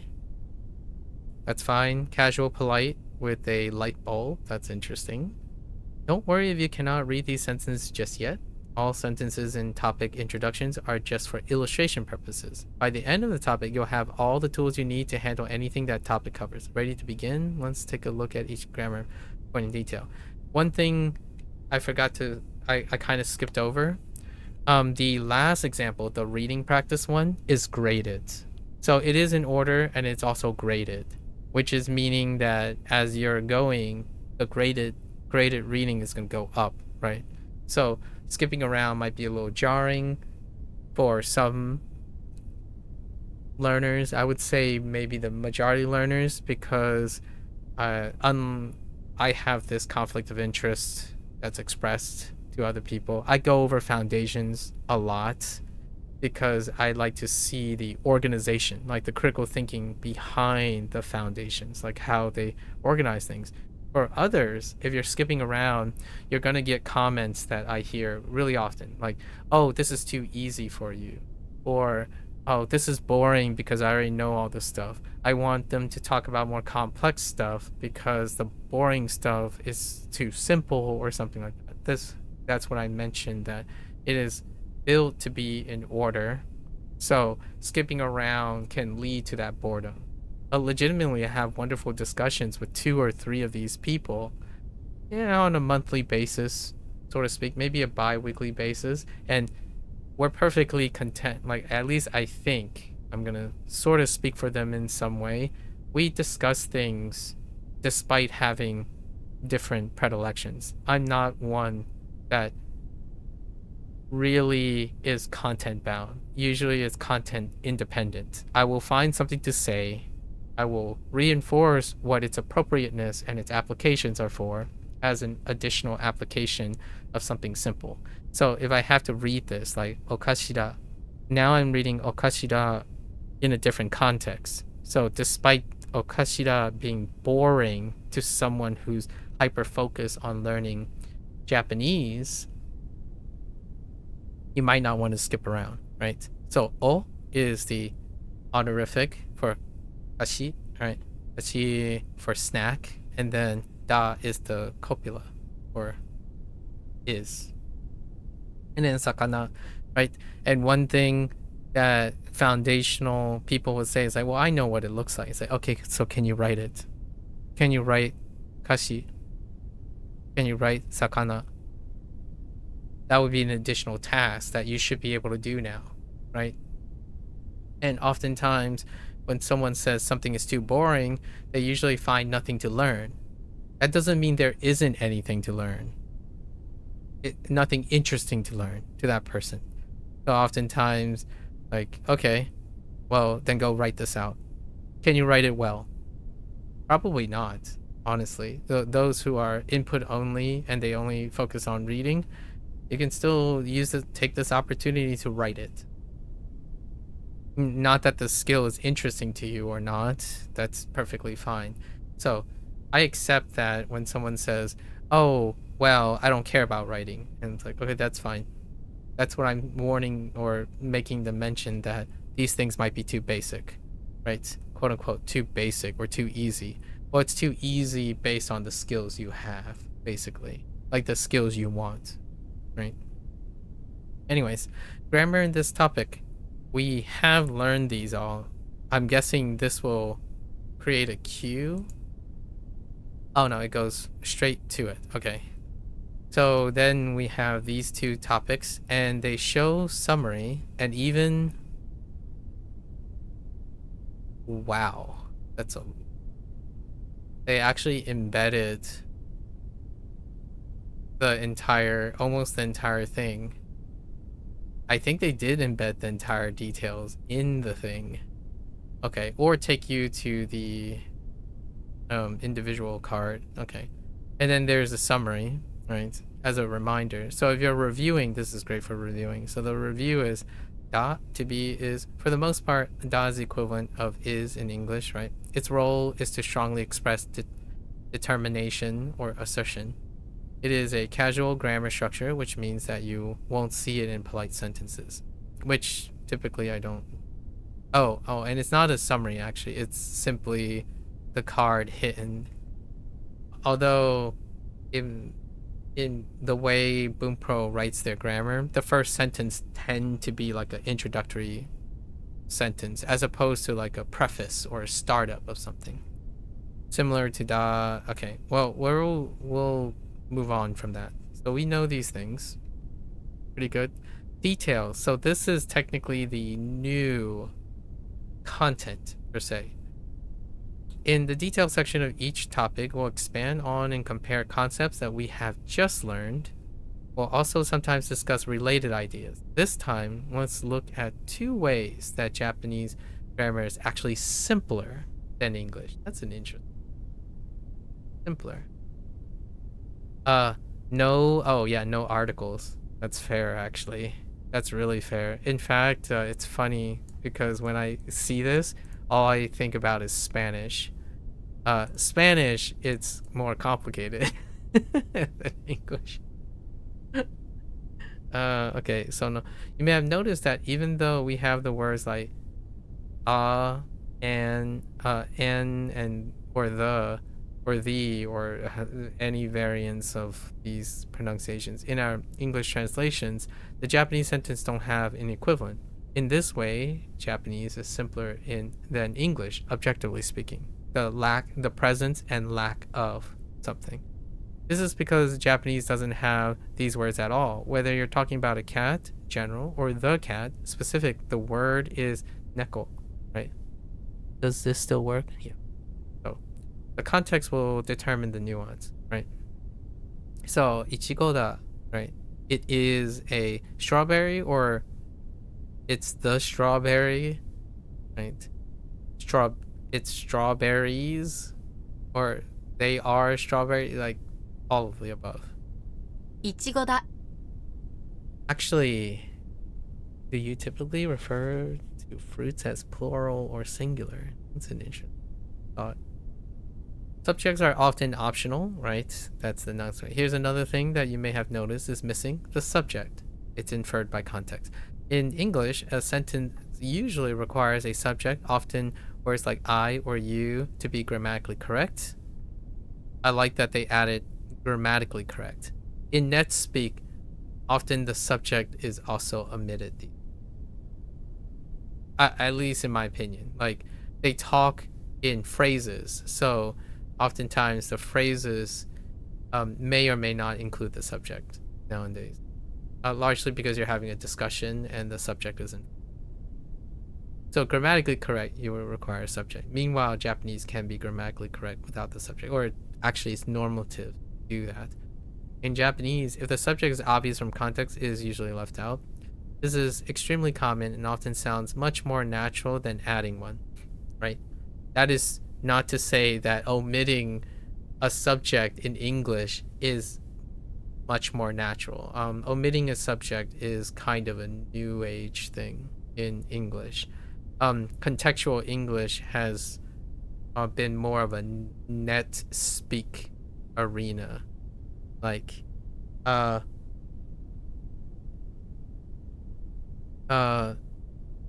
or using the third person. So like phrases like I think is fading away, or we think, or he or she thinks of something. Sometimes a fact is just stated without the subject. So then you have to infer what the subject is, and that's one of the most common net speak occurrences in English. And I'm pretty old school, so the reason why I'm hyper focusing on this grammatical correct thing is because in English I have to know who they're talking about. Like, oh, this is the best game. You think this is the best game, or people say this is the best game? Like, according to whom are you talking about, right? English has in my old school way, English has a natural propensity to require someone to specify what the subject is.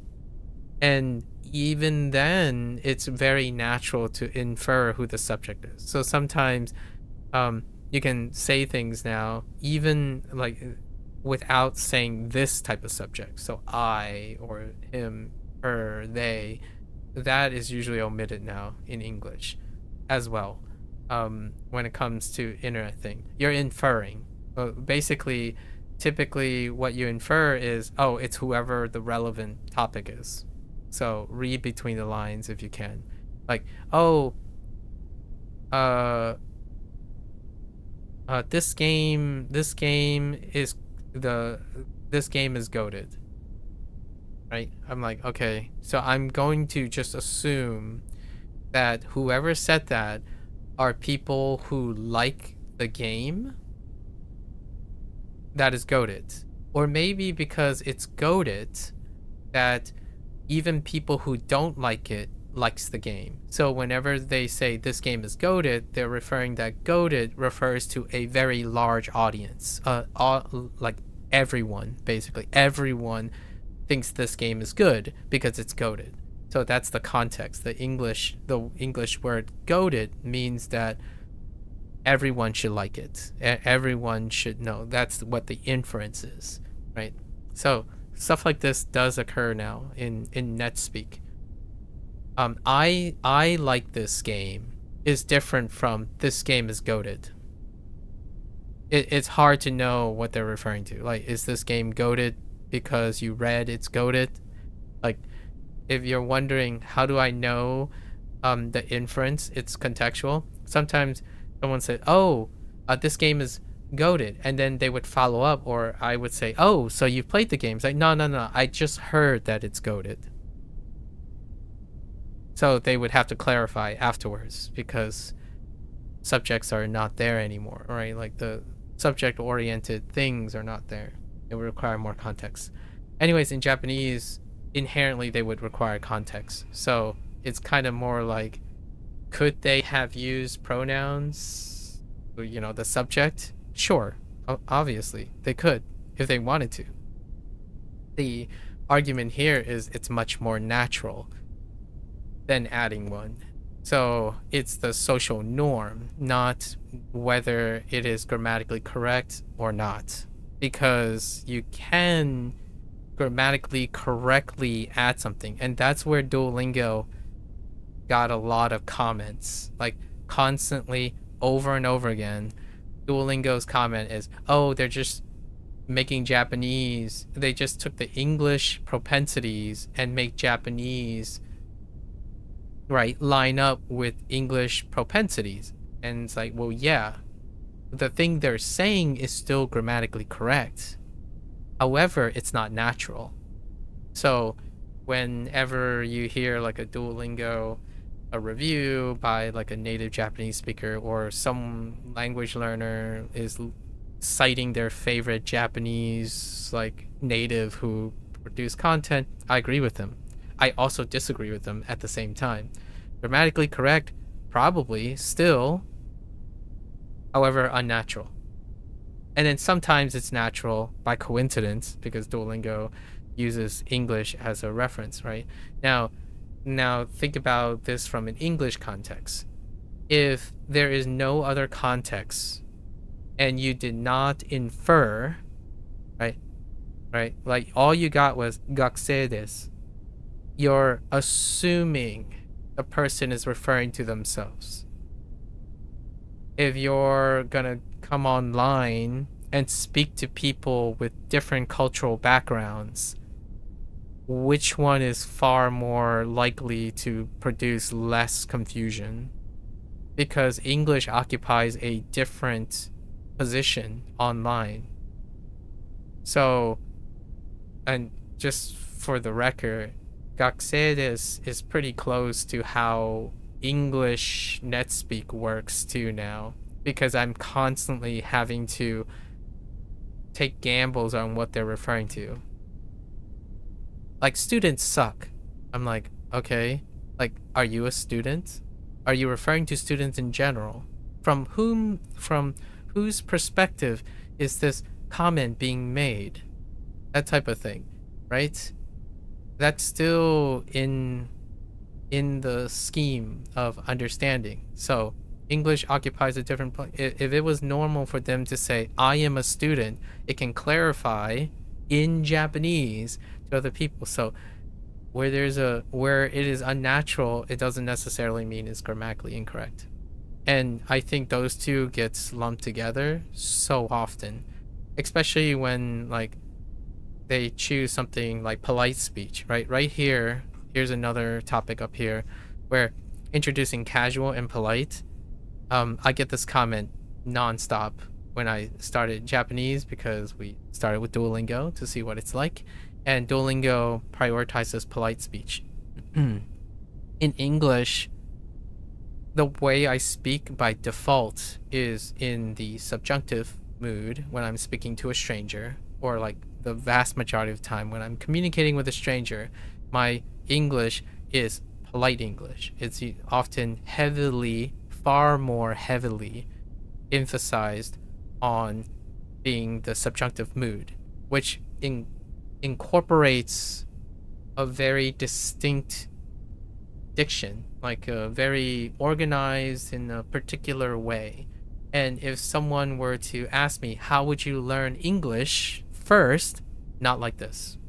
Like, speaking, in my opinion, my choice of English vernacular or diction, or how I arrange and emphasize and speak, is not indicative of the average net speak, right? Or quote unquote natural English. In fact, it's often very unlikely to reflect the English that you might come to encounter when you're visiting an English speaking country or something. Like, especially the United States. If you arrive in the United States and you're training yourself to learn English and you're using me as a point of reference, like off of this, just listening to me, I would say it's incredibly out of touch. So like it would become very difficult, unnatural even, to listen to colloquial English and be like, so what do they actually mean? And then when you're online, that's also a different sphere. So those who are learning English for the first time and they're unable to find a source that represents the particular context that makes them natural in that context, then English would be subjective to the very similar propensity of polite versus casual. Now, for me, when someone tells me, oh, if you keep using the polite speech when talking to a stranger or when going to Japan, you'll sound really strict or rigid or very distant. And I'm like, I know, because that's what I want to sound like, right? Or I intend to sound like that. Generally, when I'm speaking in English, I'm very distant. When someone provides an argument and a conflict of interest with me, I typically sound very politically agreeable. Like, generally, I would say things may or may not be true. I can concede, however, may I present an opposing opinion. That's, in my opinion, the English analogous way of trying to sound like you may or may not agree with something. However, you have something to say and take their viewpoint into consideration. That's polite speech. It's exhausting to individuals who are not used to using polite speech in English. And it's not the same as casual. It's like, yeah, same, bro. Same. Oh, your day is good? Good. Are you alright? I'm alright. How are you? End of discussion. Right? That's at least my trite way of explaining the difference between the dictions between myself and perhaps the statistical norm. Normal net speak, I rarely speak in normal net speak. When I'm presenting something, I might try to engage in net speak when I'm speaking to someone who is leading the conversation. So if someone is leading the conversation in net speak, I'll probably try to match their cadence.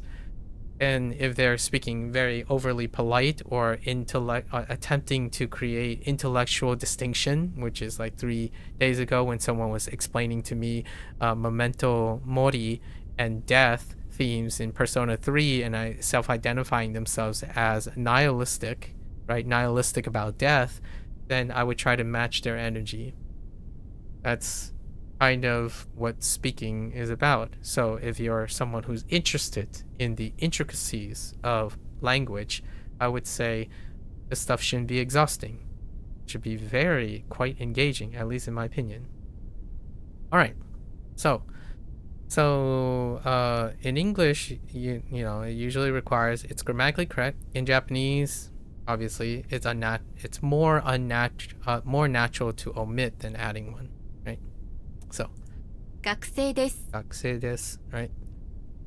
Now, let's look at a short reading passage that includes some of the vocabulary and grammar that we have just learned. Each new topic will include one of these. So we recommend using them in order, right? In order. That's a very important emphasis to confirm your understanding. Even at this early stage, we are able to read short text. So let's try it out.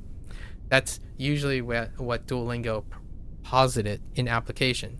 Duolingo forwarded the idea that you learn by using.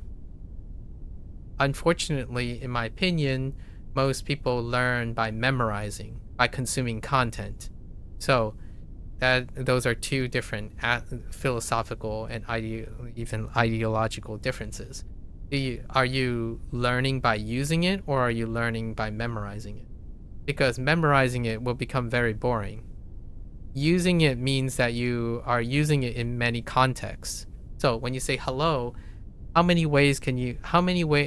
contexts will you be in when you say hello? I like to think that someone's going to say very comfortably, hello is infinite. You can say hello you're going to use the phrase hello. When is it appropriate to say hello? And you can imagine an indefinite amount of context in which you'll say hello, right?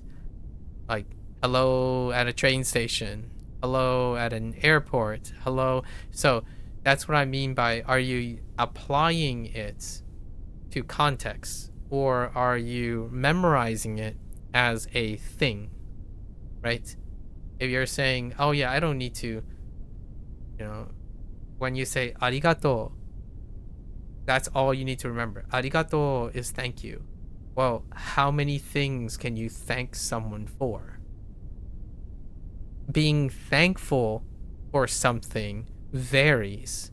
Are you thanking them for their help? Are you thinking, is it an appropriate time to thank for someone when they criticize you? Obviously, you're not going to thank them if they criticize you. Or do you?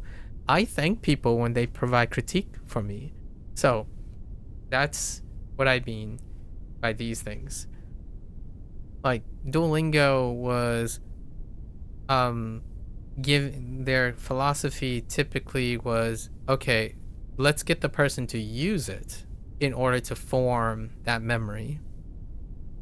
Obviously, it might not be the best because I already emphasized it's holistic, and Duolingo tries different ways, like matching, doing the matching, then flipping it from reading to listening, then speaking to hearing. So even in the confines of Duolingo, they emphasize output. So the application of it, so the context of the engagement, basically. When you speak, when you hear, then speak. When you read and speak. When you compare two things, themed, matching, multiple choice, fill in the blank, that's what they emphasize on. They try to create as many contextual uses of that method. And usually you can figure out, at least in my opinion, from Duolingo, which methods you dislike and which methods you want more of. And typically, here's a really hot take. I know the Anki crowd tends to catch a lot of strays from me. Apologies in advance. I'm sure this would be fairly agreeable. The way that the Anki, for example, crowd are far more conditioned or prefer by natural state is to read and confirm, input, confirm. You read a statement, rate yourself if you know it or not, like the Anki mode, for example. That is one method. It's one context in which you're going to apply the use of your existing knowledge. So this, to bring it back to Bunpro, they're trying to create more holistic ways to look at the application of your limited knowledge, right? By relating it to nearly all of your existing inputs and outputs from your existing language, right? If you're learning a second language, then you have probably done this. One would make a safe presumption that you have done most of these activities with your existing knowledge of your existing language. So, have I done this with English? Yes. And now we're going to read this passage. And I literally did it just today. I talked about this, how it relates to English. I talked about this, how it relates to English. I talked about this, how it's related to English. So that's the application of the limited knowledge, because it's not explaining to me how to say this in English, right? Nowhere in this passage is telling me, oh, this is how to say it in Japanese. So I'm recruiting memory elsewhere to make it memorable. Otherwise, you're memorizing. Okay, so the supermarket. Oh, they still include these. I wonder who does their illustrations. Okay, so we have user. Okay, so user furigana. This is for if you hover, right? Hover or show it, right? Furigana, show all translations. Okay, so translations is off by default, and furigana is your default. Actually, these might be off of your default settings, and then we probably have speed and volume here. So, Ken, of course, Ken.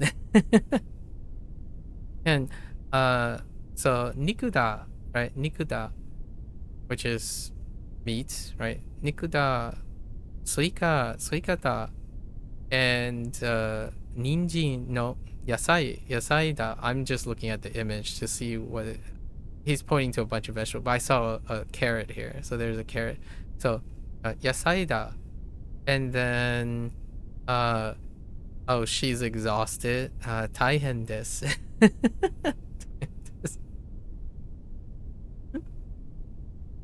And it's coming from the perspective of the mother, so that's why watashi is here. 剣肉だ Nikuda. 剣スイカだ剣野菜だ私 大変です I would probably downtone a little bit, like add a little bit of prosodic stress. But like, niku da. Sweet, suika da. Like, Yasai da. And then the mother would be like, ah, 大変です.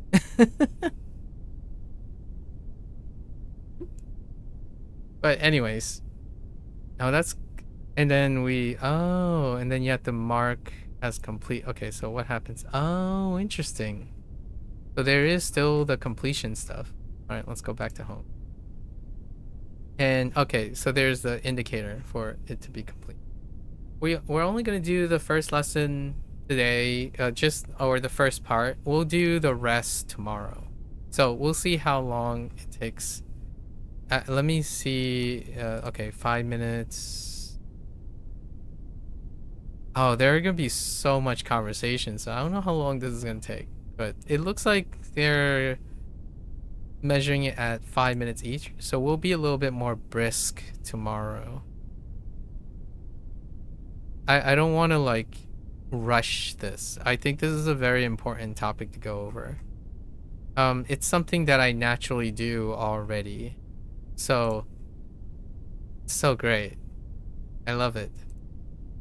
And the basic grammar, like the grammar N5, now I can try to think about prosodic stress and think about the pitch accent and whether the person or it's not clear to me still. The jury's out. The way like the sounds, it feels like it might be TTS, but maybe not. Maybe it's just the way the person wanted to express it, because a lot of these things are not TTS. Like the grammar, like the other stuff outside of vocabulary typically is not TTS, but for this one, 剣肉だ剣スイカだ言い方剣野菜だ野菜だ私大変です大変です yeah, except for this one, but I think it's a person. Like this part, I'm not sure about. お菓子だ Oh, it's the same person. Yeah, 魚です I think all of these are up in the air for me at the moment. I think it is a person. Usually these things are, if it's like consistent, I often think it's a person. Usually you can, I don't know if I'm good enough to catch like simple ones. When it gets longer, if the sentence gets longer and whatnot, you can kind of see if the TTS is infusing prosodics or not. Because oftentimes there's like an ebb and flow. Like even though the pitch accent is in the same direction, right? The pitch accent, even if the pitch accent is in the same direction, sometimes there's like shifts in the sentence when a person is speaking. There's varying levels of that. Some of the sentences are like, wow, that sounds amazing. And then the other one sounds like they're dictating. They're trying to speak for clarity. So in this case, also when you're thinking about a context, right? Someone would have to act now. Voice acting is a thing that I really enjoy. I play a lot of video games that deal with narratives and character written dialogue. So acting, I try not to say voice acting too much because that depends. Some people would consider them voice actors because they're acting using their voice. Others might want to say they're actors because when you're voicing something, it's not simply the execution or the mechanical ability to execute on the pronunciation of words and whatnot. It also deals with the acting part. So for me, I would sound a little bit more exhausted when I say 大変です, right? I like just accentuating and exhausting things, not as opposed to like very sharp. So that's up to the person who's doing it, right? Anyways, that's really cute illustrations. These illustrations were also in the reading practice section. So there are still reading practice section that they try to introduce, right? I don't remember. Oh, okay. Was it originally marked as interesting? I thought I went. Oh, no. I'm pretty sure we went through these. So it is a pretty big extender from. Honestly, I'm not sure we read all of these. We'll have to go through these at some point too. We haven't gone through the N4 ones yet because of the cluster, but I think I read through all these. Let's look at what 10 is. Actually, maybe not.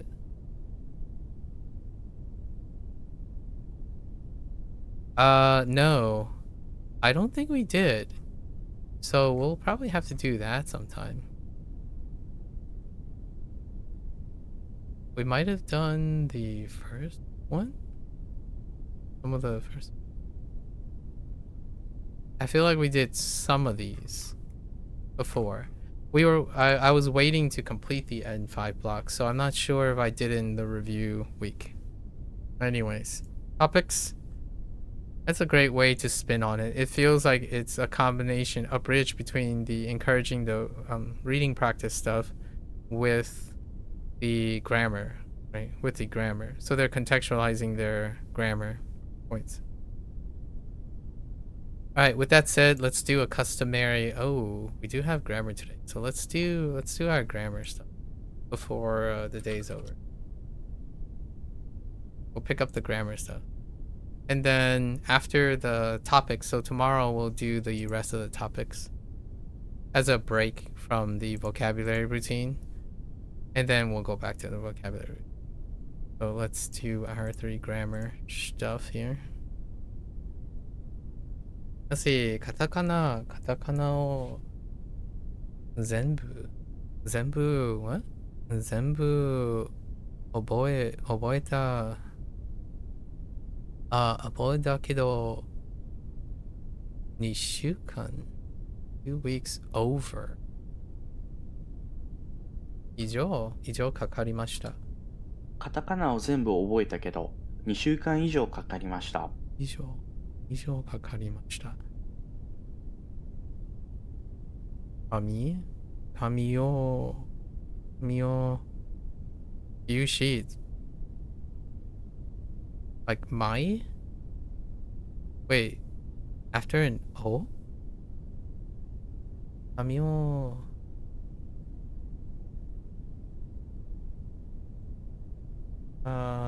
few sheets. I almost feel like it needs a counter. Then 持っていかなく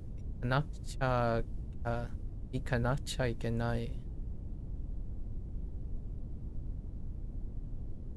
Oh, here's my. Sorry. My is provided.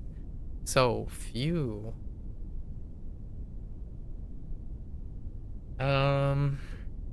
Maybe just my wa? I don't understand. Oh, no, wait. Oh, okay. This is the full fat phrase. It's the whole thing here. That's attached to all. So a few sheets. Got my wa. Heck. Oh, wait. 何枚か紙を何枚か持っていかなくちゃいけない。いかなくちゃいけない。私の ESP I have no idea how they do. Maybe wait, hang on. ISP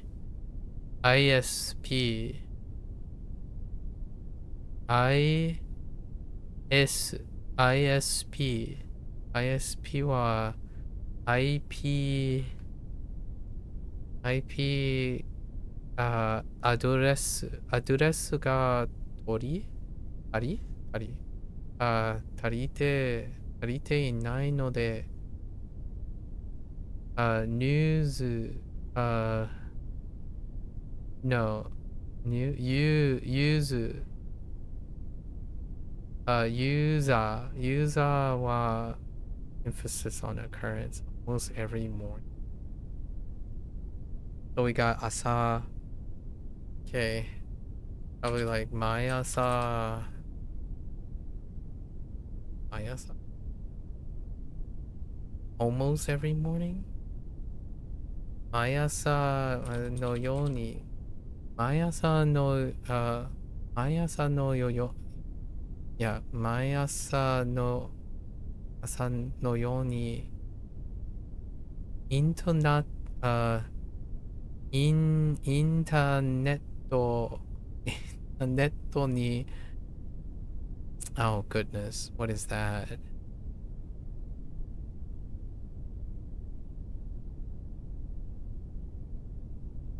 Enough?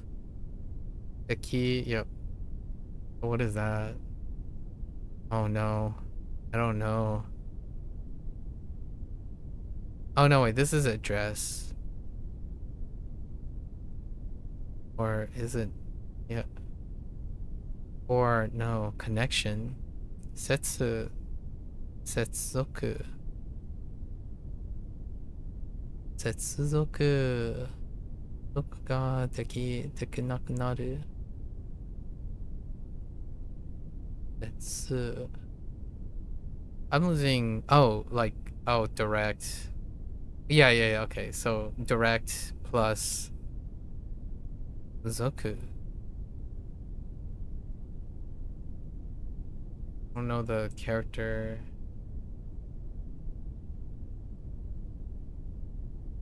What was Zoku? Continue. Yeah, direct or contact, right? Setsu and then continue for connection. Really?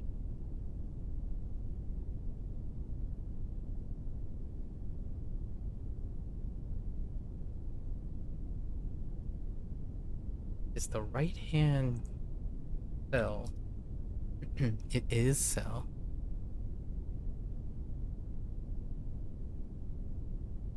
Zoku.